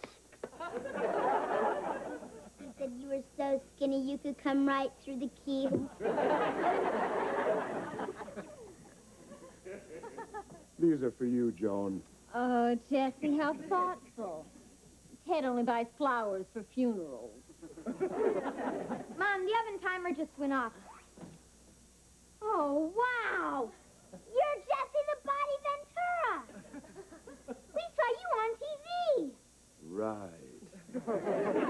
He's also Wally Crandall. Oh, well, Jesse, this is our son, Jamie. Hiya, Jamie. Put her there. I actually shook hands with Jesse the Body Ventura and lived to tell about it. Now, and do you remember Vicky? Sure, who could forget such a pretty little girl? Shake, sweetheart. Shake. No! No!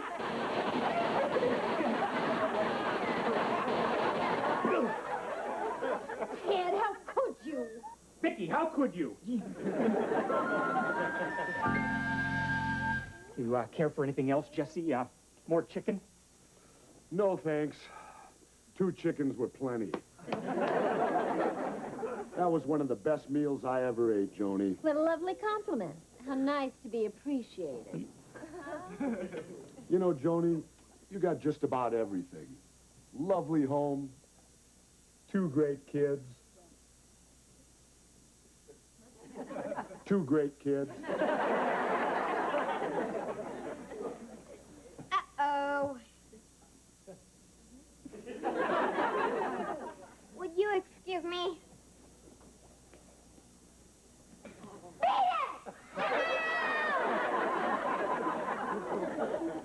Serves you right for snooping, Harriet. Oh, I just wanted to meet Jesse the Body Ventura. What a sight. Hiya, Harriet.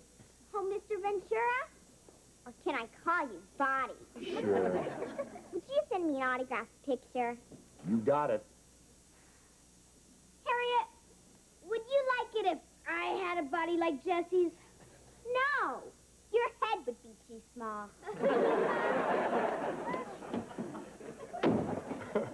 Cute kid. Dessert is ready in the living room. Oh, thanks, Vicky. Well, shall we? Come on, Jess. Bring the coffee, dear. I'll keep the wimp company. Wimp. I hope you like fattening desserts, Jesse. I know you athletes in your training. Mom, the more he weighs, the better. It helps when he sits on his opponent's head. Thanks, Vicky. Load me up with whipped cream. Whipped cream. No! Wait! No!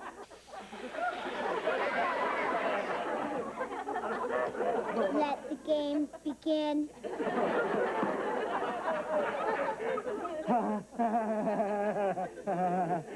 Geez, Jess, I can't imagine what got into her. I can. Jamie, you said you wanted to learn a few wrestling holds? Yeah, you bet. Well, all we need is a volunteer. Well, looky here. We found one. Boy, you're sure brave, Dad. Now, first we learn the basics, Jamie. This hold is called a side headlock. If it's applied right, sometimes the eyeballs pop. I think you're doing it right. From here, if we let the arms slip under the chin and around the neck, like this, that's a chokehold. Isn't that illegal? Only if he dies. Jesse, I think it's close to becoming illegal. The nice thing about this hold is that it's real easy to go into a flying mare. Stick a fork in him. He's done. Kid, are you all right? Oh, honey, never better, you know? I think that's enough wrestling for tonight. Jamie, why don't you help me clear the kitchen table, and Jesse and your dad can catch up on old times. Okay. You sure you're all right, Ted? Oh, yeah, Jess, I'm fine. Be great as soon as I can get my head to point in the same direction as my feet. Good thing I didn't use my wham-bam body slam. You should see how that's done. I've seen how that's done.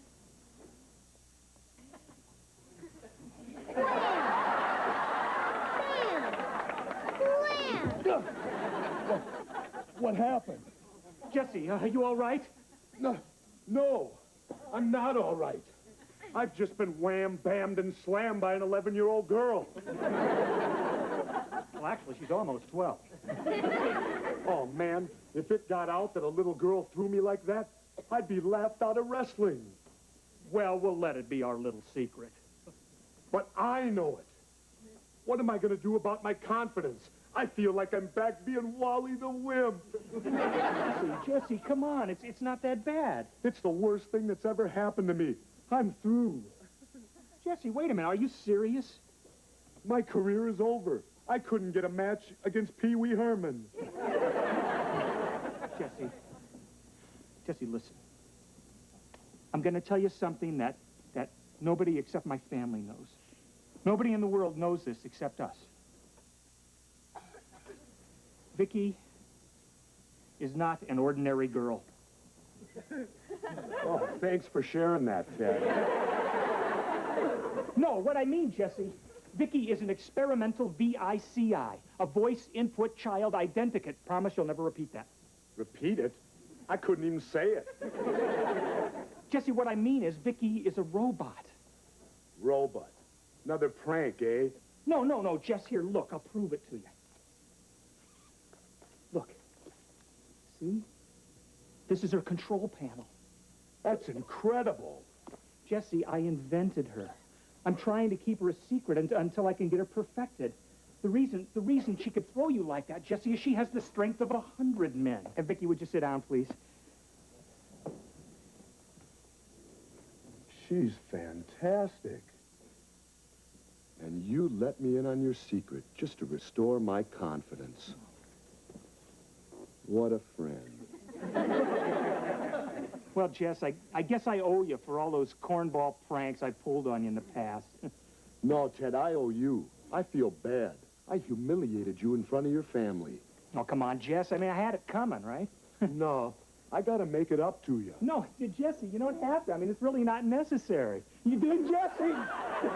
Jesse, I couldn't shake hands or something, Jess? Help! Let me go, Ted! Let me go! Get off me! I'm trying, Jess. Uncle! I quit! I've had enough! Don't hurt me! Okay, I won't. What's going on?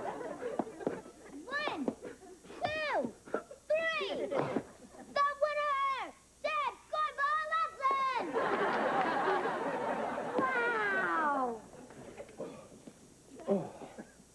Whew. Well, I hate to lose and run, but I got a big match tomorrow night. I better get some shut-eye. Hey, Jess, if you need any help in your corner, I'd be more than happy to give you some pointers, huh? Don't push it, cornball. Well, I gotta be going. I had a great time tonight. Thanks. Ted, you take care of Joni. She's one of a kind. Yeah, Jess, you don't have to tell me that. Bye-bye. Bye, Jess. Come again. Honey, I was a jerk about Wally, and I've been a jerk about you. I promise never to take you for granted again. Thanks, jerk. You must be worn out from all that wrestling. Yeah, why don't you go get ready for bed and we'll clean up here. You better not go into the bathroom. Well, why not? Forgot about the other prank. What other prank?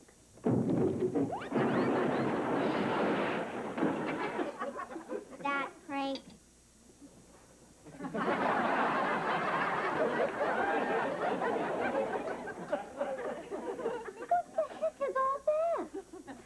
The old duck prank. Joan? Joni? Jo-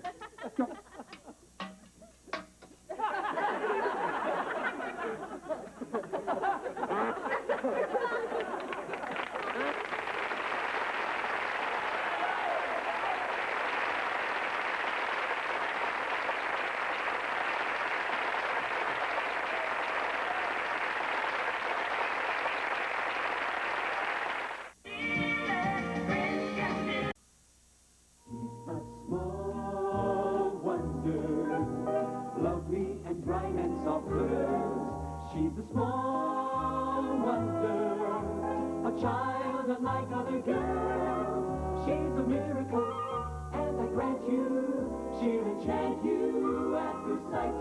She's a small wonder, brings love and laughter everywhere.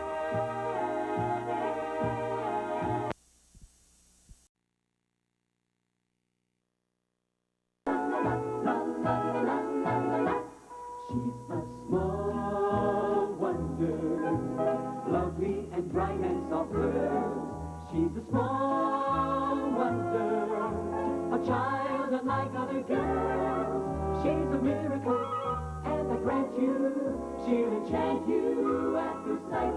She's a small wonder, and she'll make your heart take flight. La la la la la la la la la.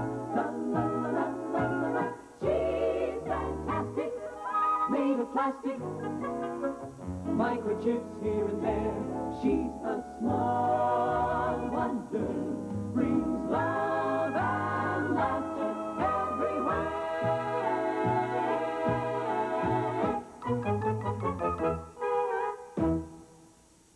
That's how much I feel.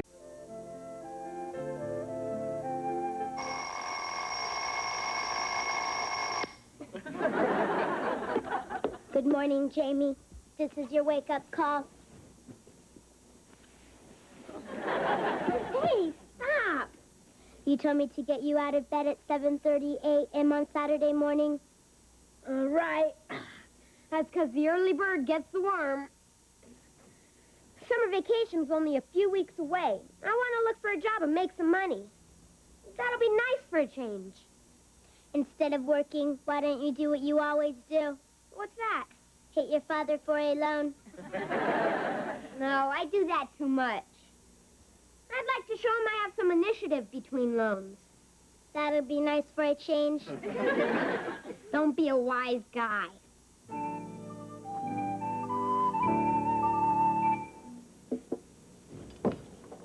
Breakfast ready, honey? Oh, just about. Flapjacks. Yeah. My favorite. Flip me a stack, Vicky.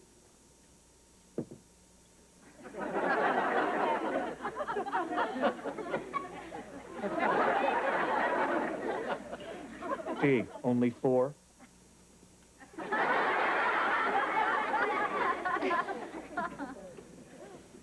don't expect a tip. Jamie, put away the paper. You can read the comics after breakfast. I'm not reading the comics, Mom. That's for kids. Yeah, Mom, that's for kids. Garfield eats Snoopy yet? The want ads. The want ads? Oh, well, all my friends are getting summer jobs to make a little extra dough, so I thought I would, too. I've been a burden on you and Dad long enough. Oh, get your boots on, honey. Getting a little deep in here. I mean it, Dad. Ordinarily, I'd hit you up for a raise in my allowance. That was before I matured. You hit me up for a raise in your allowance just yesterday. See how fast I've matured? How about some breakfast, Vicky?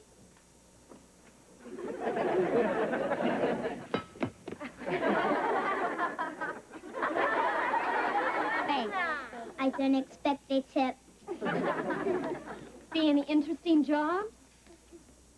Yeah, here's one. Earn $1,000 a week in your spare time. I'll take it. I'll take it. Give me the phone.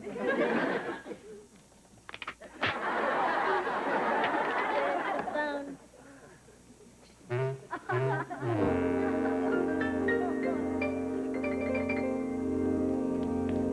Hello? Anybody here? Boy, I wish my mom could see this mess. Makes my room look good. Hiya, kids. What can I do for you? Hi, I'm Jamie Lawson, and this is my sister, Vicky. How are you? I'm Sid Barker. Oh. I'm sorry about that. But it comes right off. Don't worry about it. See? I see.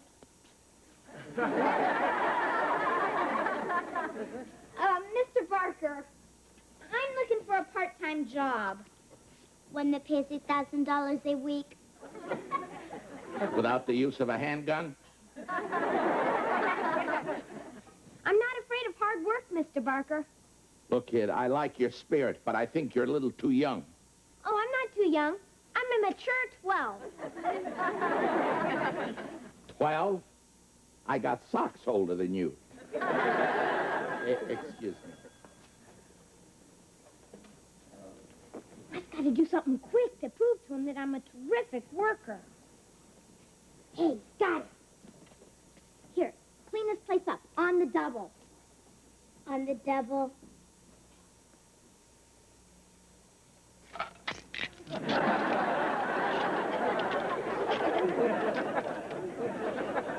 It's cleaned. That ought to get me the job. When it comes to salary, I hope he's not as cheap as he looks. So, as I was saying, kids, I'd like to help you out, but Hey, what's going on here? It's clean. I just thought I'd give you a sample of my work. Can you use me? Are you kidding? If you could cook, I'd marry you. Tell you what, you start work tomorrow. Afternoons and Saturdays, okay? Great. How about salary? I hope you're not as cheap as you look. She's just kidding. The money really isn't that important. Tell you what, I'll give you $1 an hour, okay? Well, it's a little more important than that. All right, $2 an hour, but that's it. Take it or leave it. I'll take it. But you have to hire my sister, too. Sure, no problem. Same deal. $2 an hour each? No, $2 for the both of you. He's as cheap as he looks. Don't pay any attention to her. I'll take it. It's a deal. Deal. You got it. I'll see you tomorrow. Well, it's not all bad, Vicky. You do all the work, and I get all the money. You're as cheap as he looks.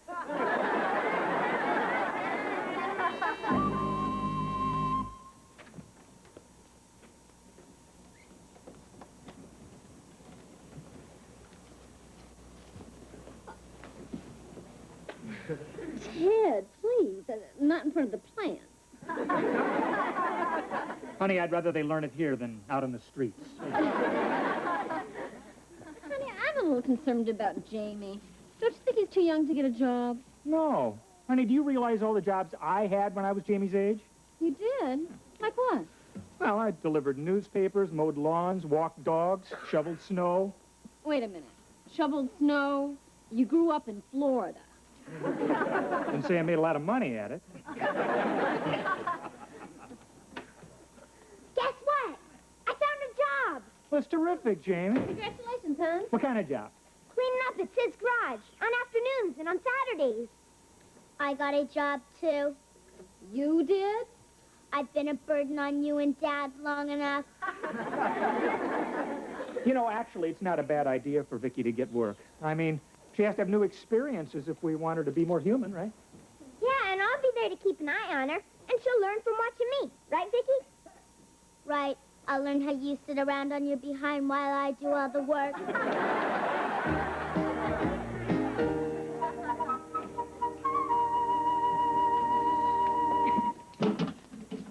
Boy, after 2 days of this, I'm pooped. This is hard work. It'll be easier if you use a straw. Don't be a smart aleck robot. Here, read this repair manual. Educate yourself. Educate myself? I'm educated. Fire again, Mr. Carson.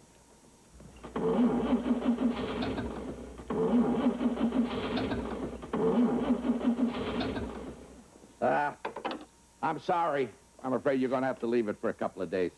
Oh, no. What's the problem? Hey, friend, I just fix them. I don't explain them.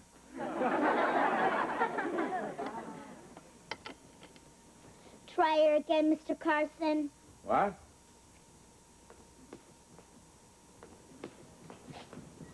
Try her again, Mr. Carson.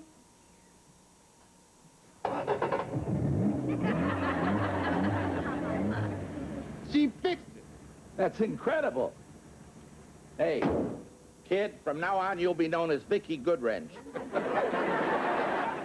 Thanks, little girl. You're fantastic. Put it on my account, Sid. Sure. Hey, wait a minute. You don't have an account. I do now.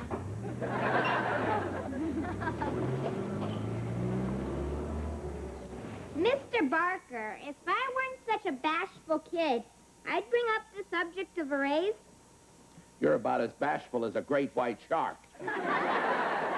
But you keep up the good work, kid. You never know. I'll show him, Vicky. I'm gonna work real hard and get a raise out of him if it kills me. You mean you'll get a raise out of him if it kills me?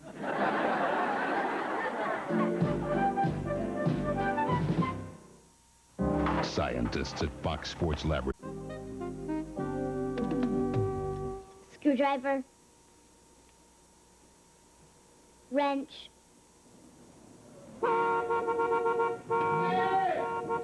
Sid! Don't tell me your horn is stuck.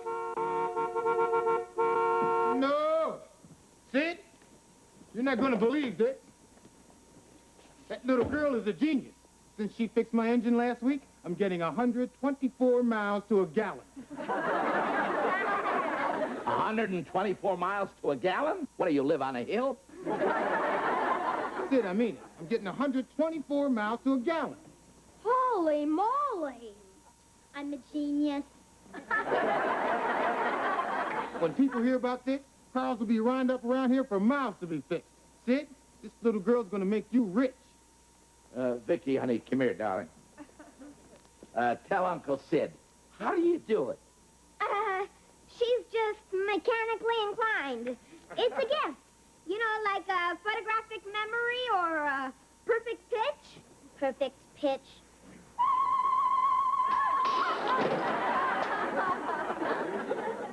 Look at that!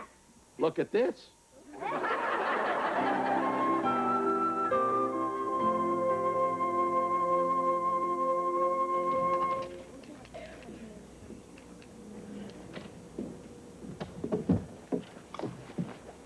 Dad, this is our boss, Mr. Barker. Oh, hi. How are you? Just call me Sid. Hi, Sid. Sorry, I was greasing the motor here. Don't worry, it comes right off.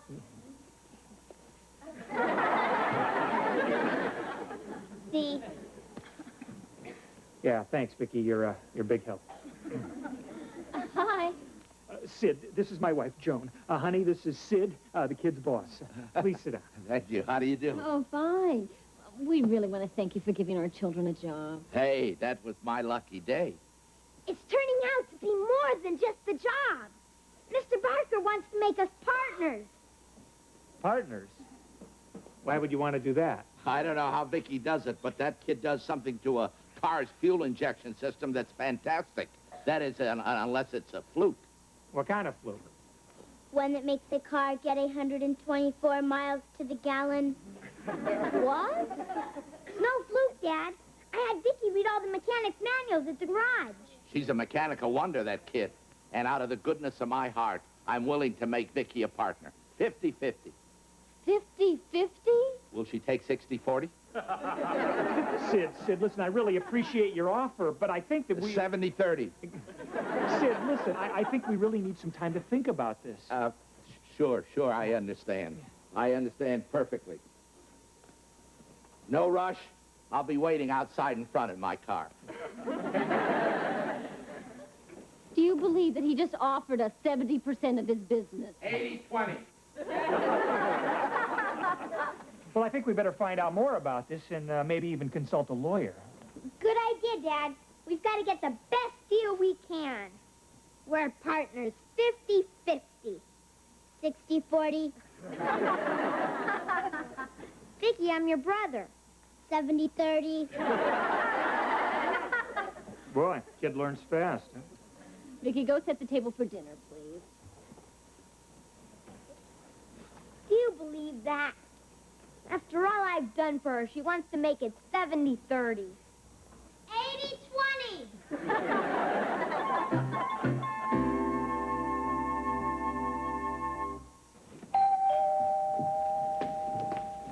I got it, huh? I got it. Mr. Lawson? Yes? Good morning. I'm Norman Hops with the Automated Auto Parts Corporation. I'd appreciate a few moments of your time. It's quite important. Well, come on in. My wife, Joan. I'll get right to the point. We've learned about your daughter's discovery, and we would be proud to introduce the world to the fabulous Lawson Fuel Injection System. The Lawson Fuel Injection System? Sounds very impressive, Mr. Hopp. Yeah, it's got a nice ring to it. Of course, we don't want to rush into anything. As you know, haste makes waste. Yes, sir. I have a check made out to you for $500,000. On the other hand, he who hesitates is a dummy. Sit down, please. Thank you. Well, in that case, Mr. Lawson, is it a deal? All you have to do is sign on the dotted line. Well, I would like to consult with my wife first. Joni, what do you think? Got a pen? Excuse me. Assalamu alaikum wa rahmatullahi wa barakatuh. Good morning, madam. I am Sheikh Abdullah Hakim. Hello. You are Mrs. Lawson? Yes? I had no idea I would be met with such a vision of loveliness. Madam, you are a banquet for the eyes. Oh, my. You can cut the desert song, Abdullah. My dear friend Norman. You two know each other? Does the mongoose know the cobra? Always pleasure to see you, Norman. And you too, Abdullah. How are all your wives? Don't ask. One gets a headache, they all get a headache.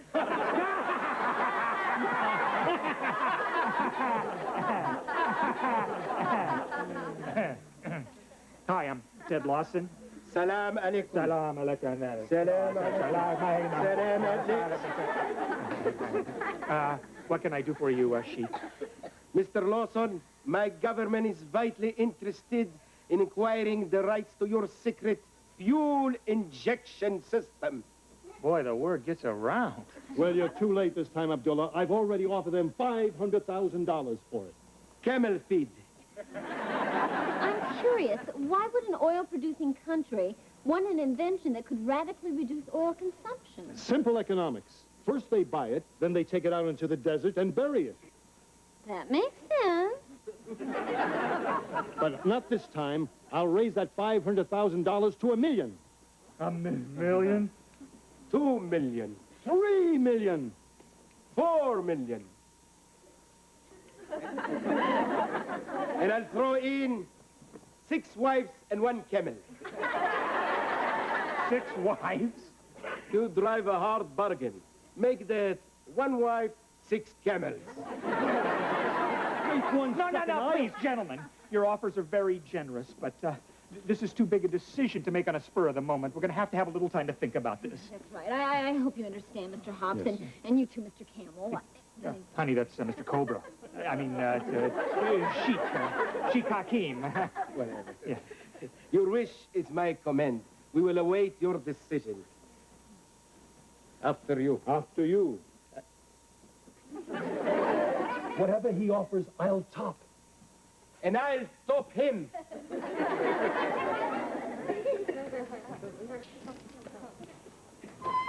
We're rich! Oh, honey, we can have everything we've ever wanted. Oh, we'll travel to exotic places. A Rolls Royce for each day of the week. We live in a beautiful mansion. Yeah, with new furniture. Honey, that lamp, you see that lamp? This lamp right over here? I have always hated this lamp. Ted, that's expensive. So what? We'll buy a new lamp. We'll buy a lamp factory, honey. Come on, we're rich. No! That chair, honey. I've always hated that chair. Right? Not to mention this table right here. I hated this table. And not the table, too. Of course the table, too, honey. I mean, let's do this right, okay? Oh, look at this, honey. Ugly pillow. Ugly pillow. Ugly pillow. Ugly pillow. Oh, look. Another ugly pillow. We're rich. What happened in here? Holy moly! Hi, join the fun. Break something. How you doing, partner? You can forget that partner stuff. It's all over. What do you mean all over? What's the matter? Saw those cars Vicky fixed to get 124 miles to the gallon. You mean they're not getting 124 miles to the gallon? Oh, they're getting it all right. Then what's the problem? After 1 tank full of gas, the engine blows. Blows? Blows. No. I'm through fixing cars. I'm going into some other business. Maybe I'll repair a washing machine.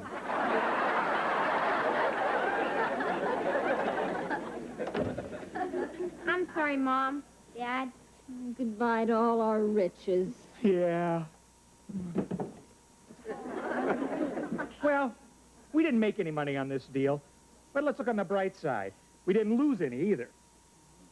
Oh, no? What about all that furniture you wrapped? See, there is no bright side. Vicky, why didn't you tell us those engines were going to blow? Hey, friend, I just fix them. I don't explain them.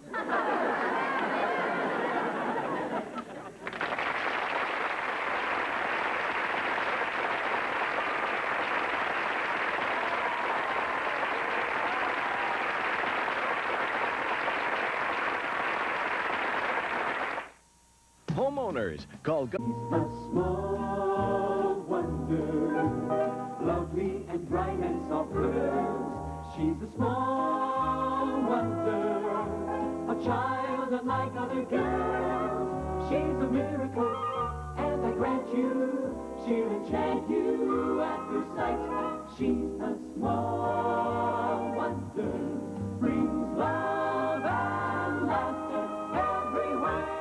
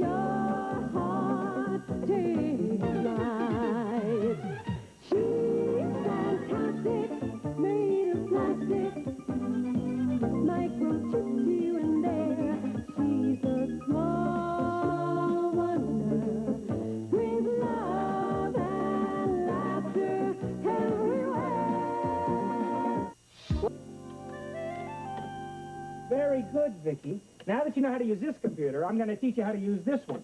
Now, it works the exact same way. You just take the data and you punch it in. Punch it in? Yeah. Honey, where's Jamie? I need him to run an errand for me. Oh, I think he's out at the mailbox. What happened to your computer? Little misunderstanding, and I've got a big mouth. What have you got Vicky doing now? Oh, she's paying our bills. Paying our bills. Oh, I got this computer hooked up with the bank's computer. So now we can pay all of our bills and credit card charges right here. Really? Well, I've got our first assignment right here. What are those? Our department store bill, our phone bill, and our mortgage payment. I found them behind the dresser while I was vacuuming. Joni, these were supposed to be paid last month, huh? I better get these paid right away. I mean, if they cut off my credit, I am dead. And I'm talking Stiff City, huh? Here, Vicky, do your thing with these and bring them to the kitchen. My thing? Well, since Jamie's not here, you can go to the store for me. Oh, honey, do I have to? Stop complaining. I'll give you a quarter for bubble gum and baseball cards. Oh, boy, oh, boy, oh, boy, oh, boy. Name, Ted Lawson. Account number 6336993.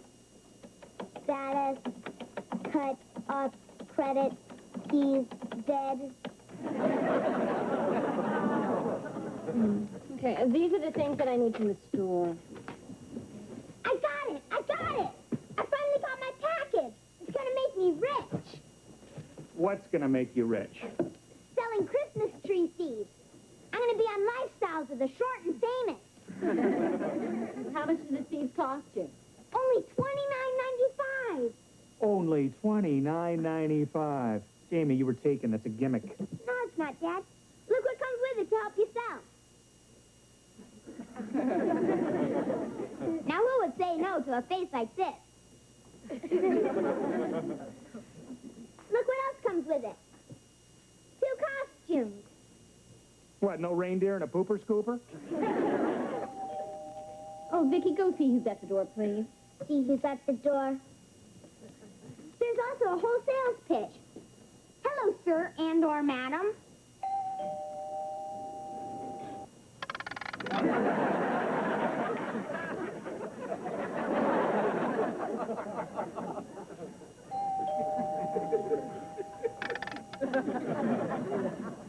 Hi, Vicky. Hi, Harriet.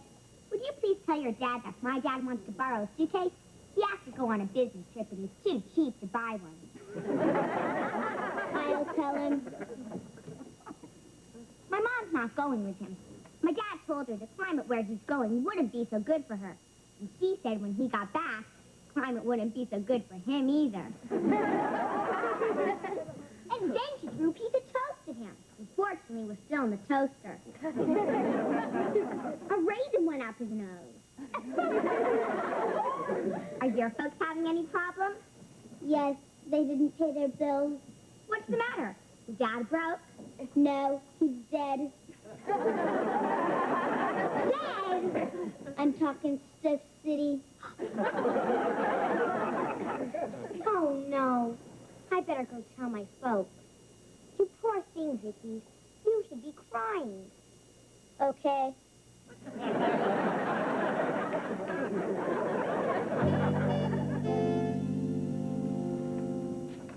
Hi. Hi, Are you okay?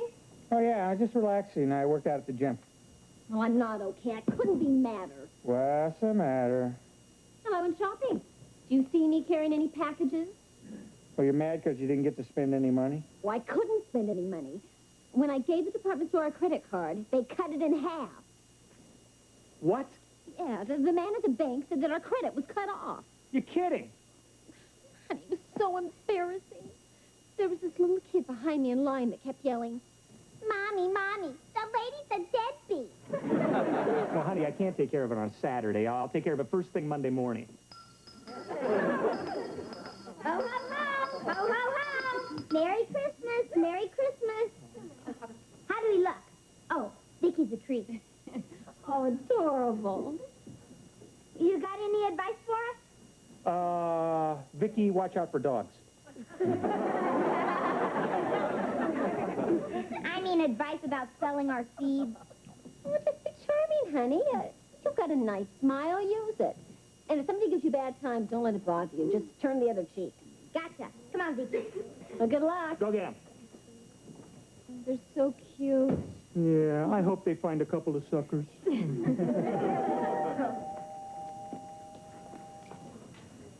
Hello, sir and/or madam.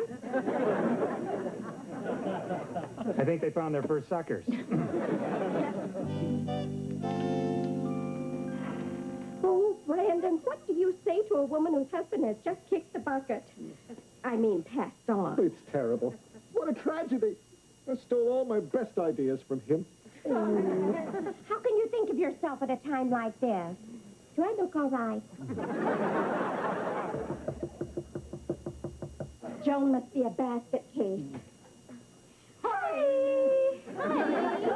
Oh, you poor dear. We're so sorry. Harriet told us what happened today. Really? How did she find out? Vicky told her.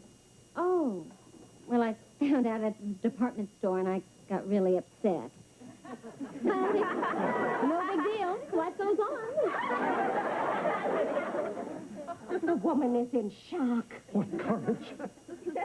Better than finding out at the gas station. I couldn't have gotten my gas. Oh, you brave girl. I want you to know we are your friends, and you can call on us for anything. I don't like to bother you. Oh, it's no bother. No. No, you just call us anytime, except Wednesday. That's my bowling night. Thursday night, of course, is the Caribou Lodge. I am the head antler. You just keep your chins up, honey. Oh, wait a minute. I thought that Vicky told me that you wanted to borrow Ted's suitcase. Right. Oh, gee, I guess now I can take his golf clubs, too. I'll get the suitcase later. Well, you can get it right now if you want. I mean, it's right there in the hall closet. Well, all right. Thanks. Oh, this whole incident sure threw a crimp in my day. I was supposed to have a fun lunch with some girlfriends.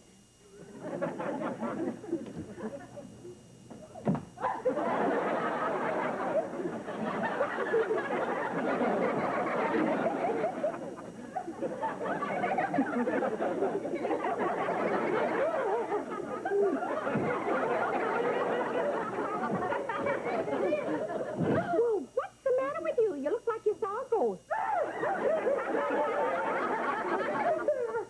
Who's in there? On the couch. Why is he sleeping? Boy, is he sleeping. I'd call that dead tired.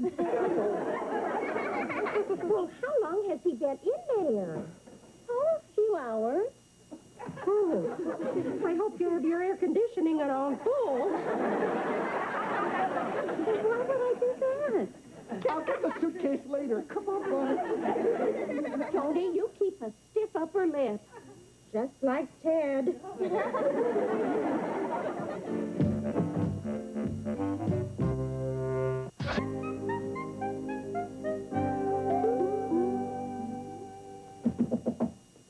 Excuse me, are you the bank card credit manager?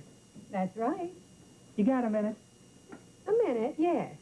What can I do for you? Well, I seem to have this little problem. I thought maybe you could help me out. Here's the credit card number. Well, let's see what the computer has to say.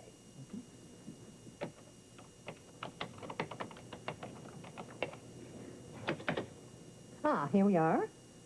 Ted Lawson. Well, as far as I can see, the account is just fine. Oh, great. Then the credit hasn't been cut off. No. Mr. Lawson's been cut off. He's dead. Dead? How is that possible? Because the computer says he's dead. Well, the computer is wrong. He is not dead. But I'll tell you what he is. He is angry. I'd be angry, too, if I was dead. I tell you, Ted Lawson is alive and breathing.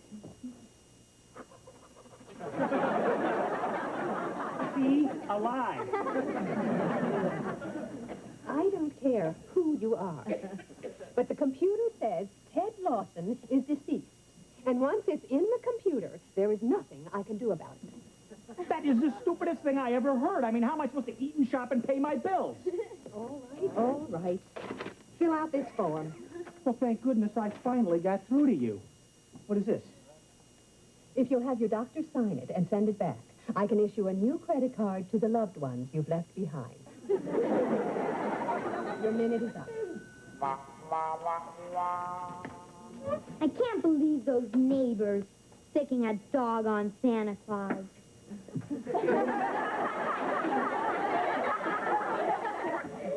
I'm so mad. Next time, do what your mother said. Turn the other cheek. Well, there's sure a lot of room for business to get better. We've only unloaded one package of seeds. Hi, guys. I saw you come in. What happened to the seat of your pants? Oh, a dog chased me. Looks like he caught you. How are your Christmas tree seeds selling? Oh, great! Business is booming. Couldn't be better. We have to fight the customers off. Right, Vicky? We've only unloaded one package of seeds.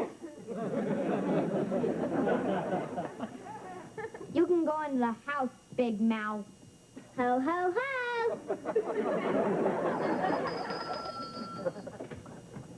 I'm sorry about your business, Jamie. Is there anything I can do to help? To help? How about becoming my partner? Your partner? Well, I like that. Great, then it's a deal. Shake. Now that we're partners, you buy me out. I've got a better idea. I'll sit on your lap, Santa, and tell you what I want for Christmas. Get off, Harriet. All I want is to be Santa's little helper. I don't need a little helper. I'll do anything. You can paint my nose red and put me at the front of your sleigh. Hi, Harriet.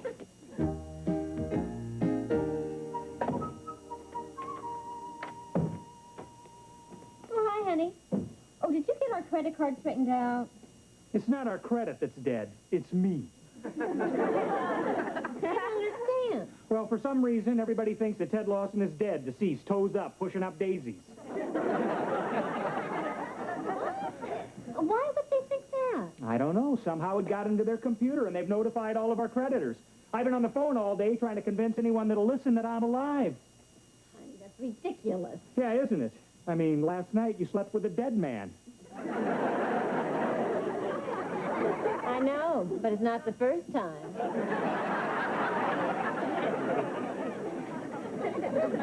This is no time to make jokes, John. Who's joking? I'll get it. Excuse me, do I have the right house? Are you Mrs. Ted Lawson? Yes. I have a special delivery letter. Signed here, please. Mm-hmm. Hey, there you are. Right, thank you. You're welcome. Who's it from? It's our insurance company. Oh, no. Don't tell me. I know. They canceled our policy. No, it's a check for $100,000. What? They just paid off on your life insurance. Oh, that's great. I'll be the first guy to take it with him.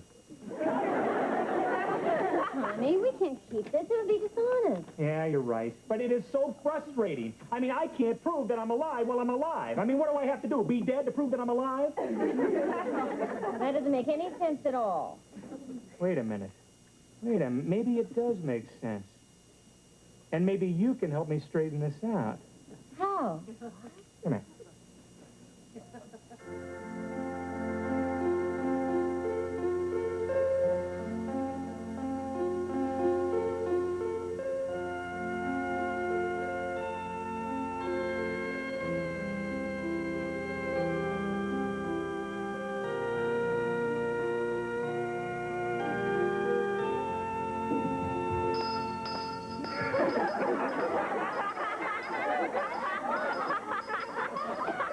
Merry Christmas! Merry Christmas! Please, folks, buy some Christmas tree seeds from the poor fatherless kids. Only $3.95 a package. Help us send our dad to Stiff City. Oh, you poor thing. I'll take one, little boy. We found a sucker. That's enough. Go to your room. But, Mom, we can make a killing.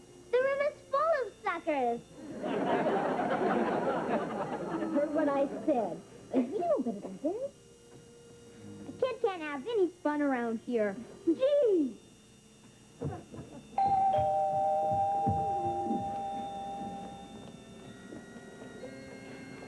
We're here for the funeral. I'm sorry that we're late. It was all Brandon's fault.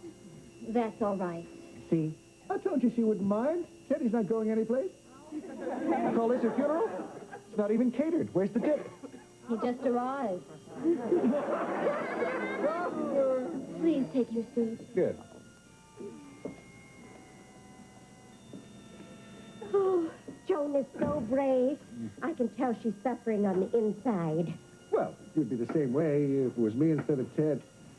No, I'd pop champagne and put on a silly hat. Thank you all for coming. It was dear Ted's wish that this be a small, private ceremony. With just family, friends, and creditors present. Which seems only fitting since we're going to pay for all of this with a credit card.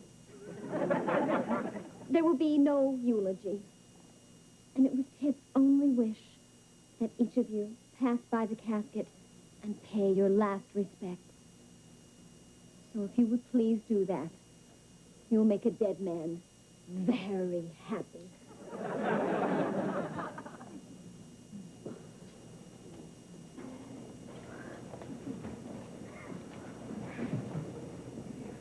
See? You wouldn't listen to me. I told you were dead. Hi. Oh, you poor dear. There's something I never told you. I always had the wee bit of crush on you. You were always so much cuter than Brandon. Well, even now you look better than he does.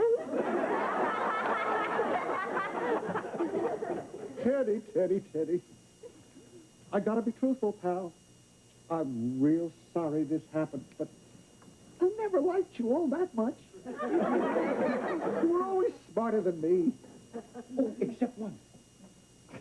You remember that power saw you loaned me? It wasn't stolen from my garage. I kept it.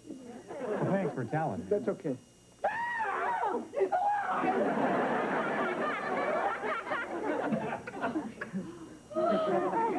Of course I'm alive, but I had to pretend to be dead to convince some of you. Well, what else could we think? It was in the computer. You know, that's the kind of thinking that built the Titanic. Computers are here to help us, not to replace our brains. And now that you're all convinced, will you please straighten out our credit? And thank you for coming to my late husband's funeral. Well, I guess it's a happy ending. Welcome back, pal. Yeah. For everybody except Mr. Grossi. Who's Mr. Grossi? To my dry cleaner. I promised I'd fix him up with Joan.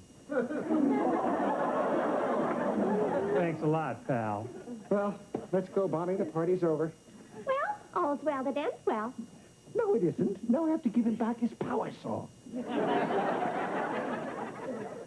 Those things I said to you when I thought you were dead, well, now that you're alive, don't try to take advantage of me. Boy, Bonnie, I'll try, but it's going to be a real struggle to keep my hands off you.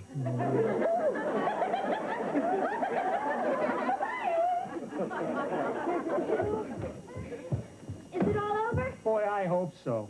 Well, it just goes to show you. It's easier to come back from the dead than to get out of a computer. I wonder how it got into the computer in the first place. I put it in. Vicky, you did? Why? You said you were dead. I didn't mean it that way, and you should have known better. Now go to your cabinet. Gee! Oh, darn, I meant to give that insurance man his check back for $100,000. Oh, yeah? Well, I'll drop it by in the morning, honey.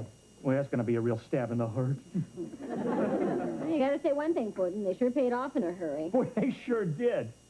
I hope they pay off that fast when you really go. Come here, you... Don't go!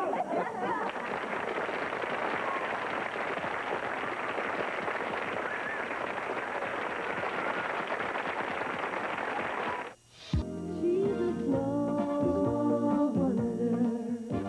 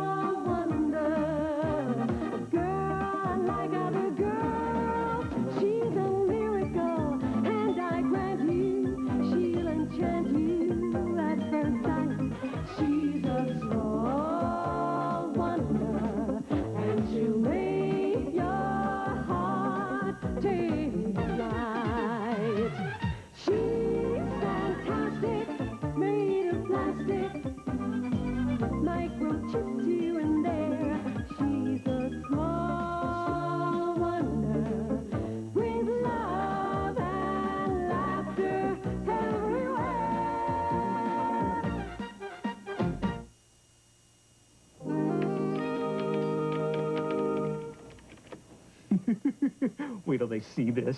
This is really going to make their jaws drop. Okay, one more test before we go in for breakfast. Okay, Vicky, drink. Drink.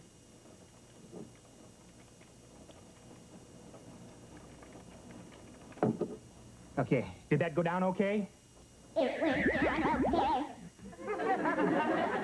Yeah, all right. Better fix that.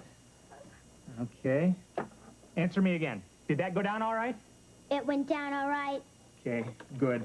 Now let's try eating something solid.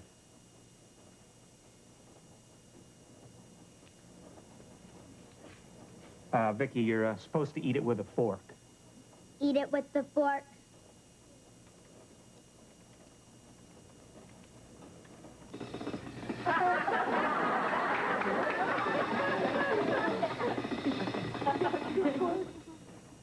Glad I didn't use the good silver.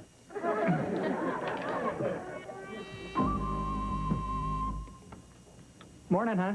Oh, hi. Sit down. Breakfast is ready. Why don't you ask Vicky to sit down and have breakfast, too? Because robots don't eat. Oh, no. Vicky, here, sit down and eat breakfast.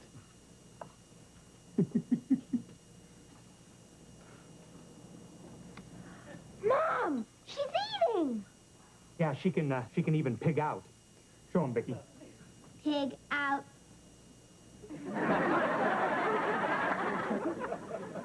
Okay, slow it down, Vicky. Ted, that's amazing. How does she do that? Well, I installed a flash dehydrator and a polynucleotide processor in her. That makes sense. Well, you see, in layman's terms, that sort of term.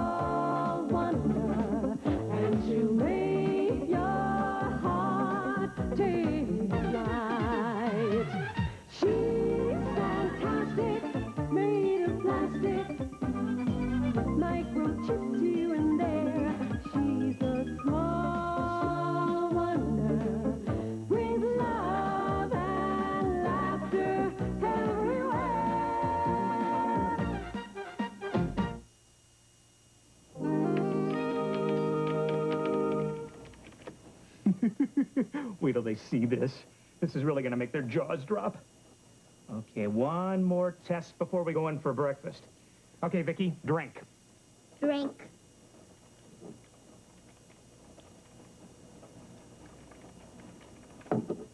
Okay, did that go down okay? It went down okay. Yeah, all right. Better fix that. Okay. Answer me again. Did that go down all right? It went down all right. Okay, good. Now let's try eating something solid.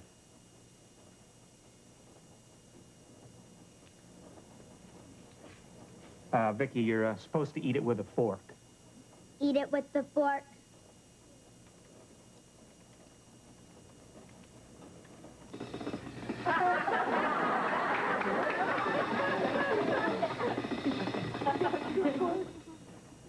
Glad I didn't use the good silver.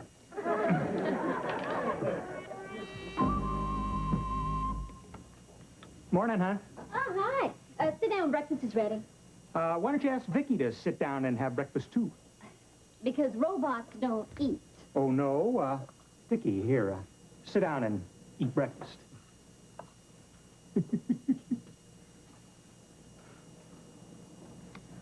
Mom, she's eating. Yeah, she can even pig out. Show him, Vicky. Pig out.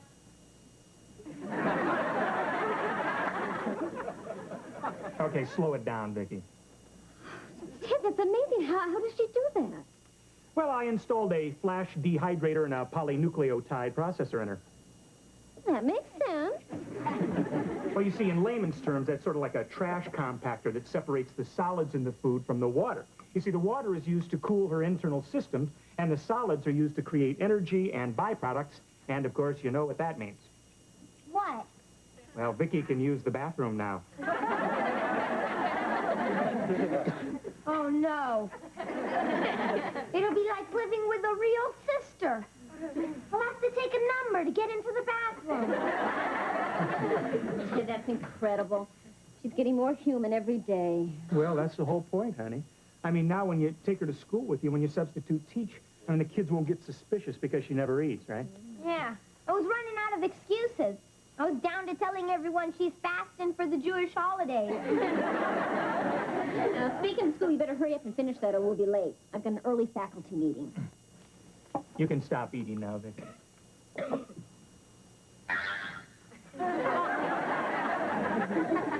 What was that noise? Well, I think we just heard the world's first electronic burp. Excuse me.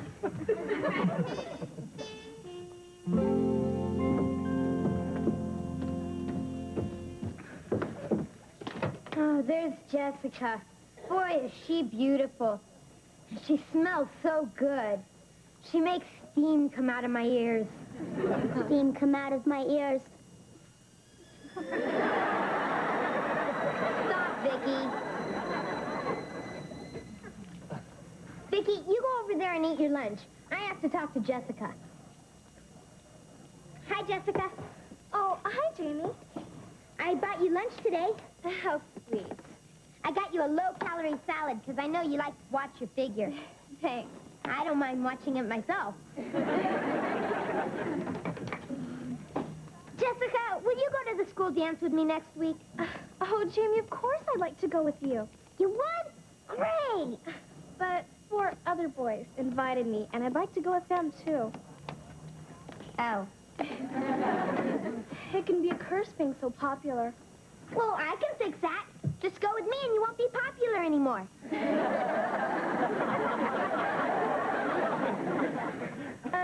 Jamie, you didn't get me anything to drink, and I suddenly feel desertish. Oh, well, I'm afraid my wallet may be a little empty-ish. Well, that's okay. I'll pay for it. Oh, that's very nice of you. No problem. You can pay me back.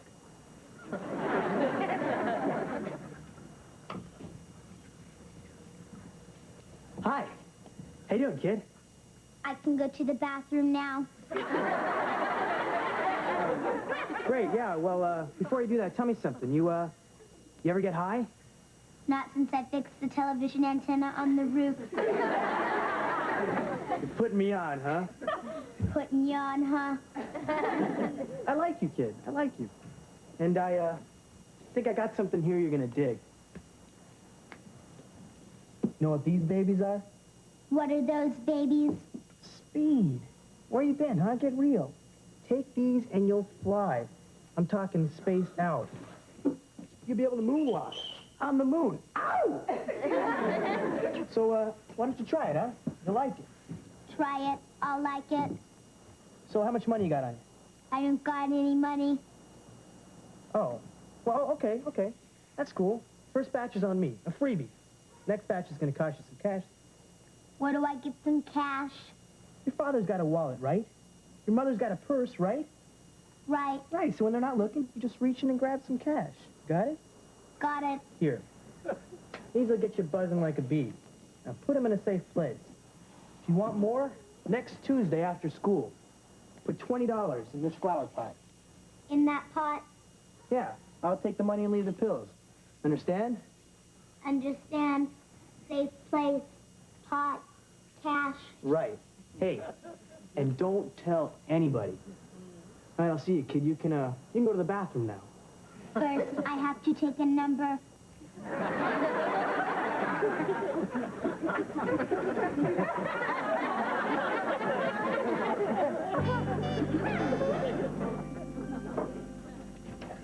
Hi, Mom. Hi. Hi, Mom. Well, where'd you go after class? I was going to give you a ride home. Oh, well, I wanted to walk home with the guys. You walked Jessica home from school? Put a sock in it, Vicky. That's nothing to be embarrassed about, honey. She's a very pretty girl. Who's embarrassed?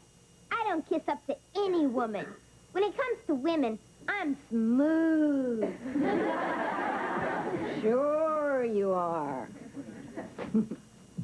Oh, Vicki, would you help me here? Water these plants, and I'm going to go and put the casserole in the oven for dinner.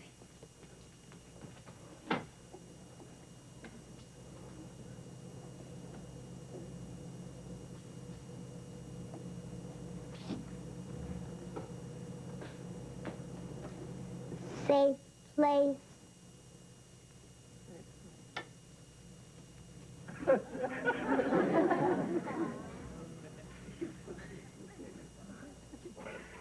Thank you, Vicki.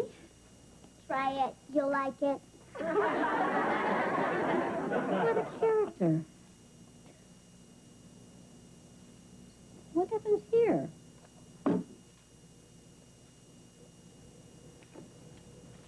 Oh, no. Drugs? Jamie's into drugs?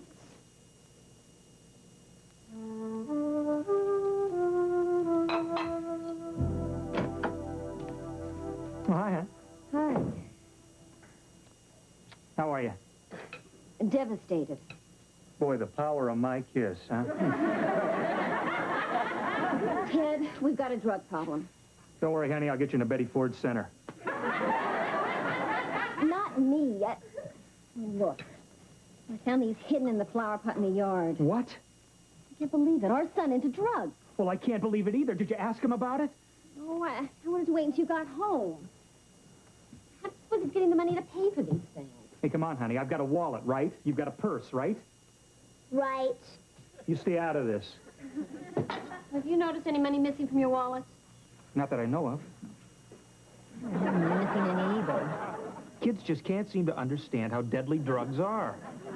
Just hope these haven't done any permanent damage to them. Well, if they haven't, I will. Hi. Yeah, I'll bet you are. What's that supposed to mean? Don't give me that wide-eyed Bambi look, Jamie. What do you know about these drugs? Drugs? Oh, no. Dad, are you into drugs? Don't get cute with me, Jamie. Your mother found these outside in the flower pot. And don't try to tell me the tooth fairy put it there. Jamie, how could you do this to yourself? They could kill you. You think I put them there? Mom, Dad, they're not mine. I swear it. I mean, sometimes I act dumb, but I'm not stupid.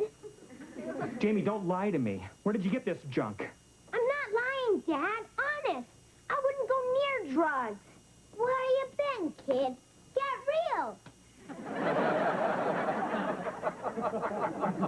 I'm spaced out. Oh, no! Vicki's the one on drugs. I can moonwalk on the moon. Woo! Woo! I can fly. Woo!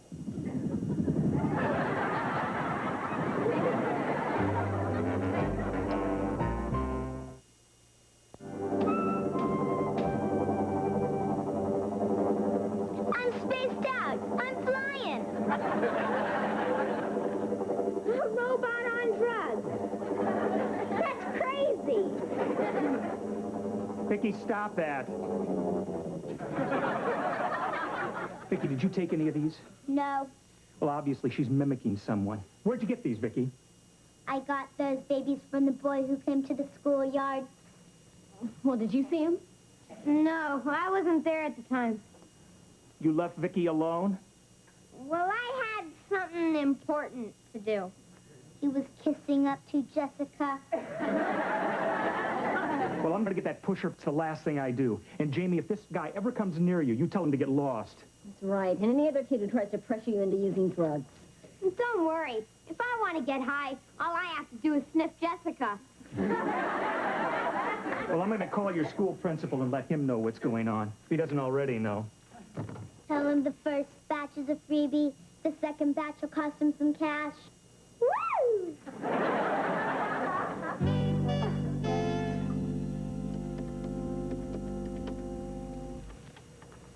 Hi, Jessica. It's Jamie, the man of your dreams. Jamie Lawson. From school. Yeah, right, that's the one. Listen, I was just wondering if you made up your mind about going to the school dance with me yet. A lot of other girls want me to take them, but I'm holding out for you. I shouldn't hold out? Well, that's okay. I'll wait for you to make up your mind.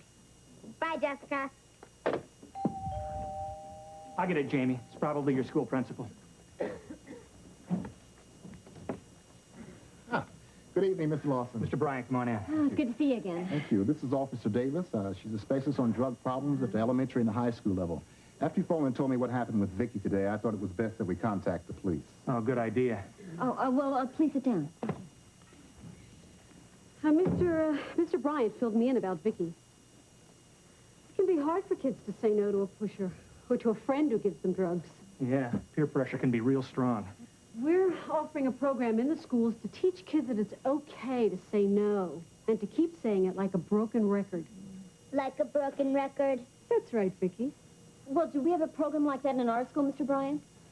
I'm embarrassed to say that we don't. I didn't think our school had a drug problem. That's not unusual. But almost all schools have the problem to some degree. Well, isn't there something you can do about it?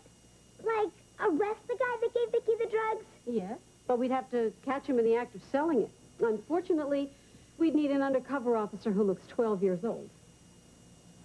Hey, I'll be your undercover officer. I look 12 years old. Oh, no, that could be dangerous. Now, we'd never suggest using a child that way, Mrs. Lawson. Well, how about if a child's parent suggested it?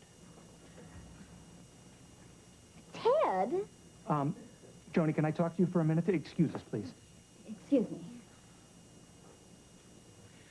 Honey, there'll be no real danger. Vicky will be with him, and I can program her to protect him. Remember, she has the strength of 20 men.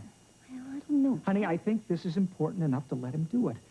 I mean, if parents don't help with this problem, we may never lick this thing. You're absolutely right. Okay. Officer Davis, we want Jamie to do it. All right. But we want Vicky to go along also. All right. Well, that's fantastic. I can assure you we'll give the kids every protection. We'll have police all over the area. Folks, you'll be doing your school a great service. What exactly do you want them to do? Well, since Vicky knows the pusher, we'll use her to buy the drugs. And Jamie could act as a new customer she brought along. That way, he can also be a witness later in court. Well, how about some coffee while we work out the details? Oh, that'd be great. Thank you. Thank you. Vicky, would you get it started, please? No. No? It's okay to say no. It's okay to say no. It's okay to say no. It's okay to say no. It's okay to say no. You got a great sense of humor. It's okay to say no. It's okay to say no.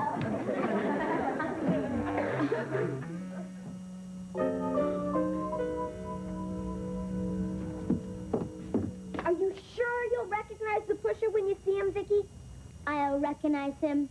5'9", 146 3/4 pounds, size 8½ shoe, light complexion, brown eyes, and brown hair that looks like it was cut with a power saw. No, I'm a little nervous. I keep saying to myself, if I were Don Johnson in Miami Vice, would I be nervous? No, you'd be taller. Testing. Can you hear me okay with the microphone under my shirt? Testing, testing. Can you hear me, Dad? Testing, testing. We hear you, Jamie. We're watching. You're going to be just fine. Can you hear us okay? Loud and clear. Jamie, speak up clearly so we'll be sure to hear everything. And you and Vicky are sure about what to say, right? Right. And after we buy the drugs, then the cops bust him, right? Right. You two are going to be big heroes, Jamie. Hi, Jamie. Oh, no. Jamie, get rid of your friend as quickly as possible. Okay. Jessica, what are you doing here? Well, I'm looking for my coat. But as long as you're here, I've been thinking about the dance. Jessica, I can't talk to you right now. Well, it'll only take a second. I just want to tell you... No, Jessica, please. You have to leave. But, Jamie, I just want to... Stop it, Jessica. Really, Jessica, you gotta go. Well, if that's the way you want it, I was just going to tell you that I decided to go to the dance with you, but now you can just forget it. What? Take all your other women.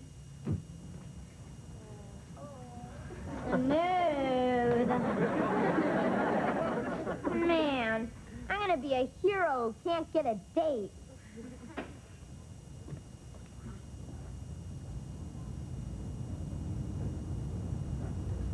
Here comes the pusher. Officer Davis, the pusher just showed up. We see him, Jamie. Look at him. He can't be more than 16 or 17 years old. Probably started on drugs when he was Jamie's age. Now he has to sell them to other kids to support his own habit. How sad. I figured you'd be back for more. How you doing, kid? I'm buzzing like a bee. Way to go, way to go. Who's your, friend? This is my brother. He wants some drugs, too. Your brother, huh? Got any money, kid? Would you speak up, please? What, are you hard of hearing? Hey, what's that in your ear? That's a hearing aid. So, have you got a lot of good stuff on you? All you want, pal. Would you speak into my shoulder, please? Your shoulder? You sure you're not high already, kid? I just want to hear you good. So, how much of this stuff do you sell to kids every day? You want some drugs? You want a job as an accountant? Look, I don't have time to fool around. So if you want to buy something, get out your money. You mean money to buy drugs from you? No, to buy Twinkies. Now, either buy something or I'm blowing. He'll take the Twinkies. No, I'll take the drugs. All I got is $20. That's okay, kid. See, this week we got a special introductory offer. How about you, kid? You ready for a refill? No. After we buy the drugs, then the cops bust you. What? After we buy the drugs, then the cops bust you. Let's get out there. All officers, move in. Oh, no. Hey, man, you two are plants. This is a setup. Stop him, Vicky! Hey, kid, get out of my way, or I'll... Hey, what are you doing? Hey, John! What are you doing? Hey! Oh, no. I don't believe what I'm seeing. Boy, it's amazing what kids can do when the old adrenaline gets flowing, you know? Really amazing. Whoa. Hey, pals, from now on, that's as high as you're gonna get.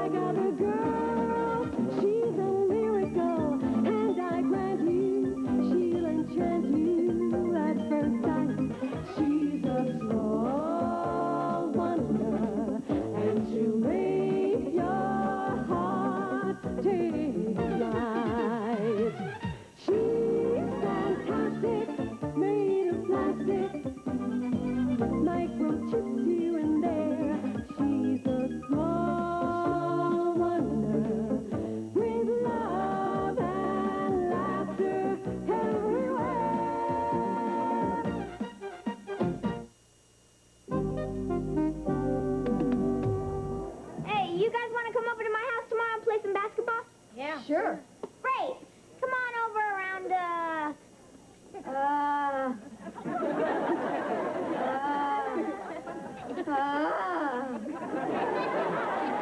There's that new girl in school. I wonder if she's as nice as she looks. When they look that good, who cares? Well, if you're that interested, why don't you go and talk to her? Forget it. She's only been here 2 days. She's already shot down more guys than the Red Baron. Hi, my name is Karen Jennings. Hi. Hi. My name's, You're Jamie Lawson. Right. It was on the tip of my tongue. How'd you know my name? Oh, I know everything about you, Jamie. Ooh. I know you live around the corner from me. I know my dad's your dad's new boss at United Robotronics. And I also know that you're just my kind of guy. Whoa. Like to go for some pizza after school, cutie? Yay. Okay. Good. I'll come by your house after school. See you later, handsome. Yow! I can't believe it. Out of every guy in school, she picked me. It's incredible. Boy, now I know what they mean when they say, love is blind.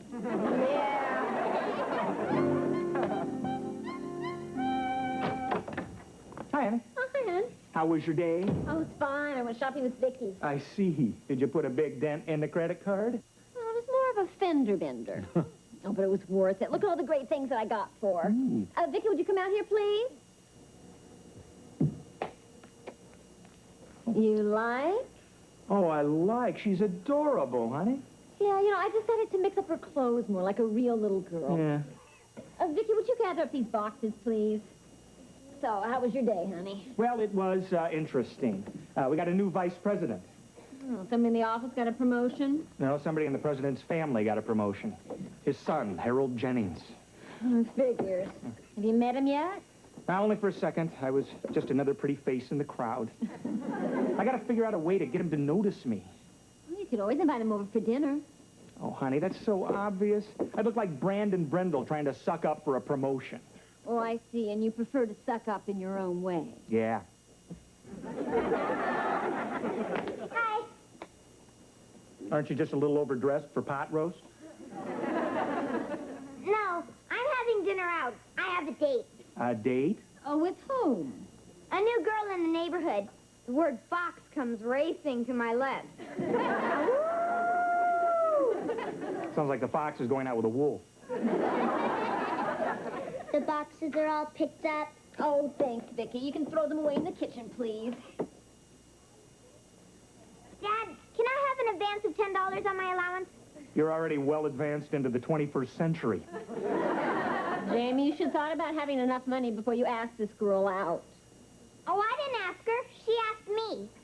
Well, then let her father come up with the $10. He sure could afford it. He's your new boss. My new boss? Harold Jennings' daughter? Yep, that's her, Karen Jennings. Here's $10, Jimmy. Well, Karen's gonna be here any second. I'm gonna go put on some cologne. Use mine. It's on top shelf. It's called Private Eye. One whiff and she'll follow you anywhere. Kid, really? Joni, come on. I mean, what can it hurt, right? It must be Karen. Oh, Vicky, would you answer the door, please? Be charming and smile a lot. And you up.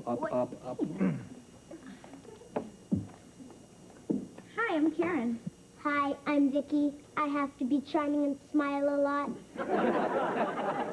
Hi, I'm Ted. I'm Jamie's dad, and this is Jamie's mom. Come on in. Hi. Hello. Nice to meet you. Hi, Karen. Hi, Jamie. I'm all ready. I like your cologne. One whip, and you'll follow him anywhere. She's always making little jokes. Yeah. Well, you kids have a good time, huh? Have a good time. Have a great time. Have a wonderful time. Have the time of your young life. Go on.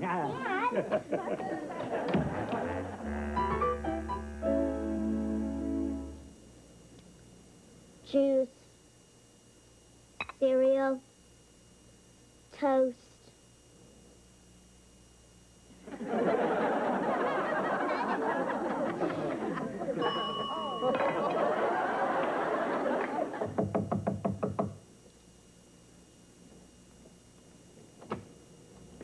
Hi, Vicky. Hi, Karen. I have something for Jamie. Is he awake yet? Not yet. I was just going to wake him up for breakfast. No, don't. Let me do that. I'll surprise him. It'll be fun to serve my man breakfast in bed.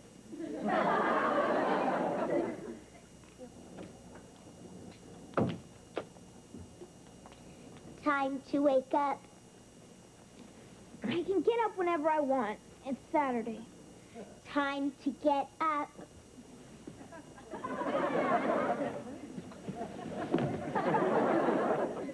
Morning, sleepyhead. Hi. Karen!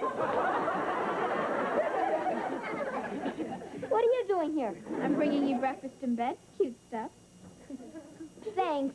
But first I better go brush my teeth. You know, morning mouth.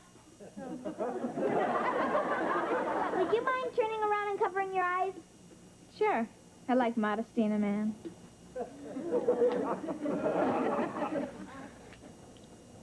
Cute PJs. Vicky, bring me my robe and slippers, please.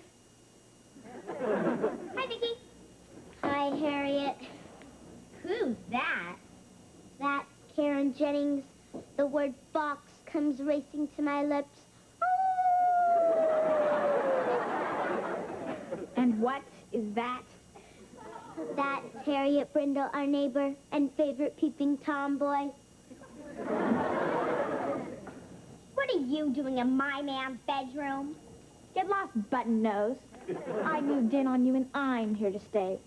You can turn out the lights. The party's over. That's what you think, Eaglebeak. I'm small, but I'm dangerous. Sort of like a warthog. Besides, I've got Jamie right under my thumb. My dad is his dad's boss. Well, if you don't want to get your dad fired, you better beat it, because my dad's your dad's new boss. Is that a threat? Yes. Just checking. See ya. Hi. The Big J's back. Miss me? I sure did, dimple cheeks. I brought you something. Oh, a ring? Uh-huh. Does this mean we're going steady? No. It means we're engaged to be married.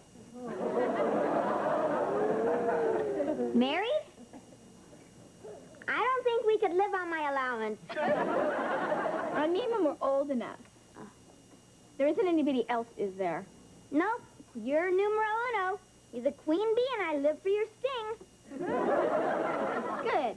Because if you ever do look at another woman ever in your life, you're dead meat, Buster. Turn out the lights. The party's over.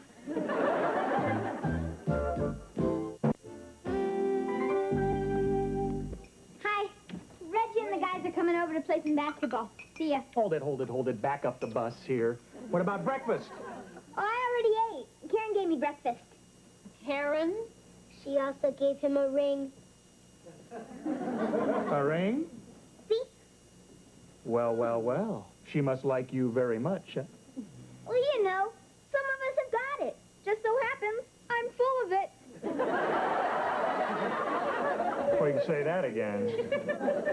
Well, does this mean that you and Karen are going steady? No. According to her, we're engaged to be married. Married? Keep up the good work, Jamie. Only problem is that the second she gave me this ring, she acted kind of pushy.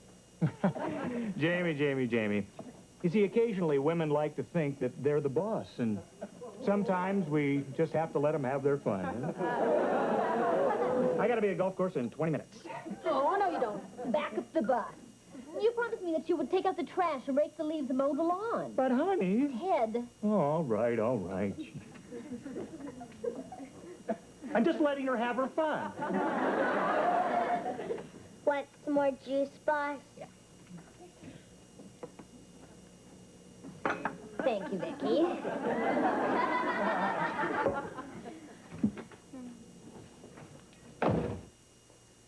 Hey, Jamie. Hey, Reg. Ready for a little 2-on-2? Are you kidding? Watch this. He's on your team. Hi, Jamie. Hi, guys. Hi, Harriet. Not now, Harriet. We're playing basketball. That's okay. I'll just be our cheerleader. Jamie! He's divine! He can slam dunk me anytime! Harriet! Go fly south! Take your rascals and your mouth!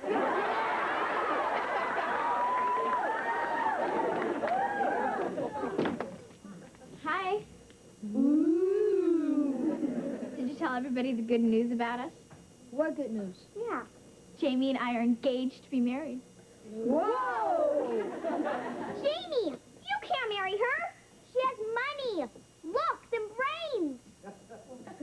two have nothing in common. Why don't you take a hike, Bird Legs?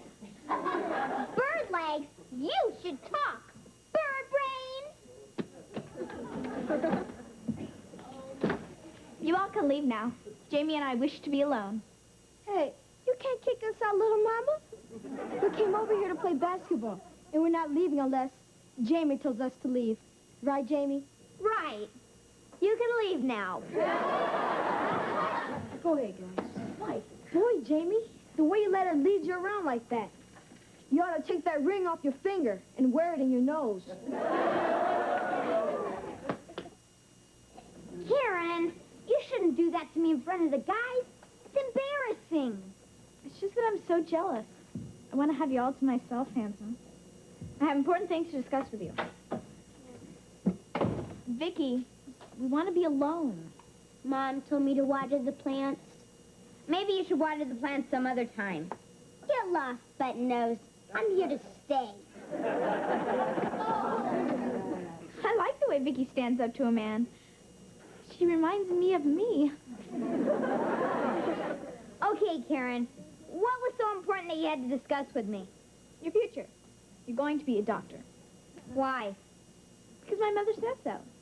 She says a man has to provide a woman with the bare necessities of life. What bare necessities? The 3 M's.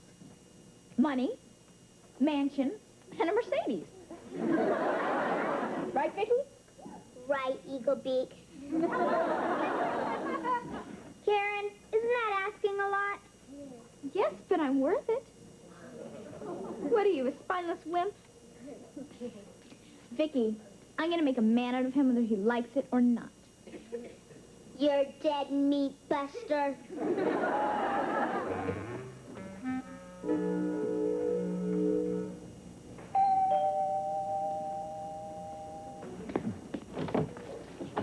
Morning, Lawson.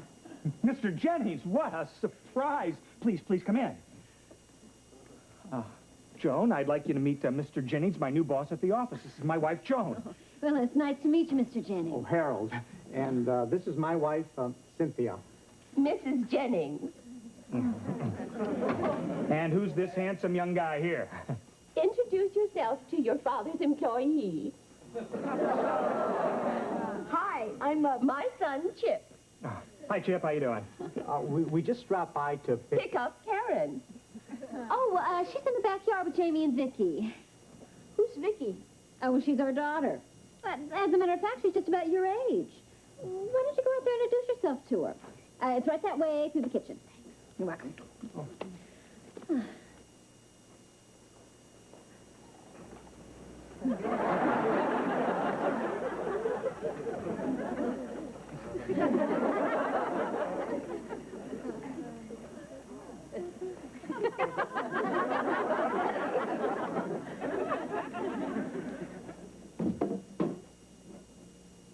Oh, hi. I'm Chip, Karen's brother. Hi, I'm Vicky, Jamie's sister. Wow, you're pretty. I'm also adorable. I'll say, I can feel sparks between us already. Sparks between us. You can feel them too? Can I kiss you on the cheek? You can kiss me on the cheek.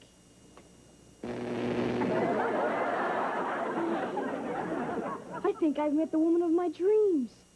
Hey, we were made for each other. Well, I guess we'll be seeing a lot more of each other now that we're going to be in-laws. In-laws? Oh, yes, Jamie showed us the ring. That's really... Oh, it's so cute. I mean, they're talking like they're really engaged. Yeah. Well, the ring even looks real. It is. It's mine. We really must sit down one evening and talk about the wedding plans.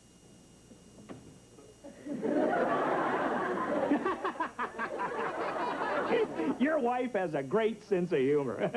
No, she doesn't. I'm quite serious about the wedding plans. Well, Mrs. Jennings, the idea of 2 12-year-olds getting engaged is ridiculous. Ted, Joan, let me explain. Harold, stop monopolizing the conversation. There's a tradition in our families. Both our parents and our grandparents and our great-grandparents all married their childhood sweethearts. I'm proud to say there has never been a divorce yet. True, Harold? Too true. All are happy marriages. Right. Happy. My daughter has chosen your son, and they too shall have a happy marriage when they come of age. And you share her views, Harold? Well, in my opinion, Harold, dear, when I want your opinion, I'll give you one. Naturally, any family that my daughter marries into should be on a social and financial level compatible to ours. Regrettably, you're not. But I've generously decided to have Harold help your situation. To raise us up from the slums, as it were. There's a vice presidency in your future, Mr. Lawson. Now that that's out of the way, congratulations. You've married into a wonderfully warm and beloved family. Well, there are just a couple of little things that I'd like to say here. Oh, more than a couple. Hello, Mother. Hi, Father. Hi, darling. And this must be my future son-in-law. Ted, you were about to say something? I certainly was. About this marriage business. Mom, Dad, this is Jamie's sister, Vicky. She's really neat. Can I marry her? We were made for each other. Of course you can marry her, Chip. You can have anything you want. You hear that, Vicky? We're gonna get married. You have to give me the 3 M's. Money, mansion, and a Mercedes. Huh? What are you, a spineless wimp? I'm gonna make a man out of you whether you like it or not. I like that girl. Harold, let's make it a double wedding. Mrs. Jennings, by the time that they're old enough to get married, the only thing that's going to be double is your chin. You see, there's a tradition in this family, too. It's called marrying the one you love. And only when you're mature enough to know something about life. This is all nonsense. There will be no engagements and no weddings. All right. Well, if that's your attitude, you can just kiss your vice presidency goodbye. Come, children. Come, Harold. Great. Now we gotta start all over again with another spineless wimp. Mr. Jennings, listen, I'm really sorry. I didn't mean to talk to your wife like that. Don't be sorry. I mean, I loved it. What? That was the first time anybody ever stood up to Cynthia in her life. Including me. You're an inspiration. Harold? Get out here this instant. Cynthia? Go suck an egg! Boy, that feels good!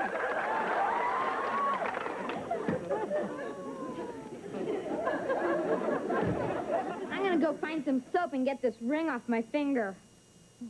I can't believe a guy letting himself get henpecked like that. I mean, a man should be the strength of his family, the king of his castle, right? Yeah, and along those lines, how about you women taking out the garbage, raking the leaves, and mowing the lawn for a change? Ted, go suck an egg.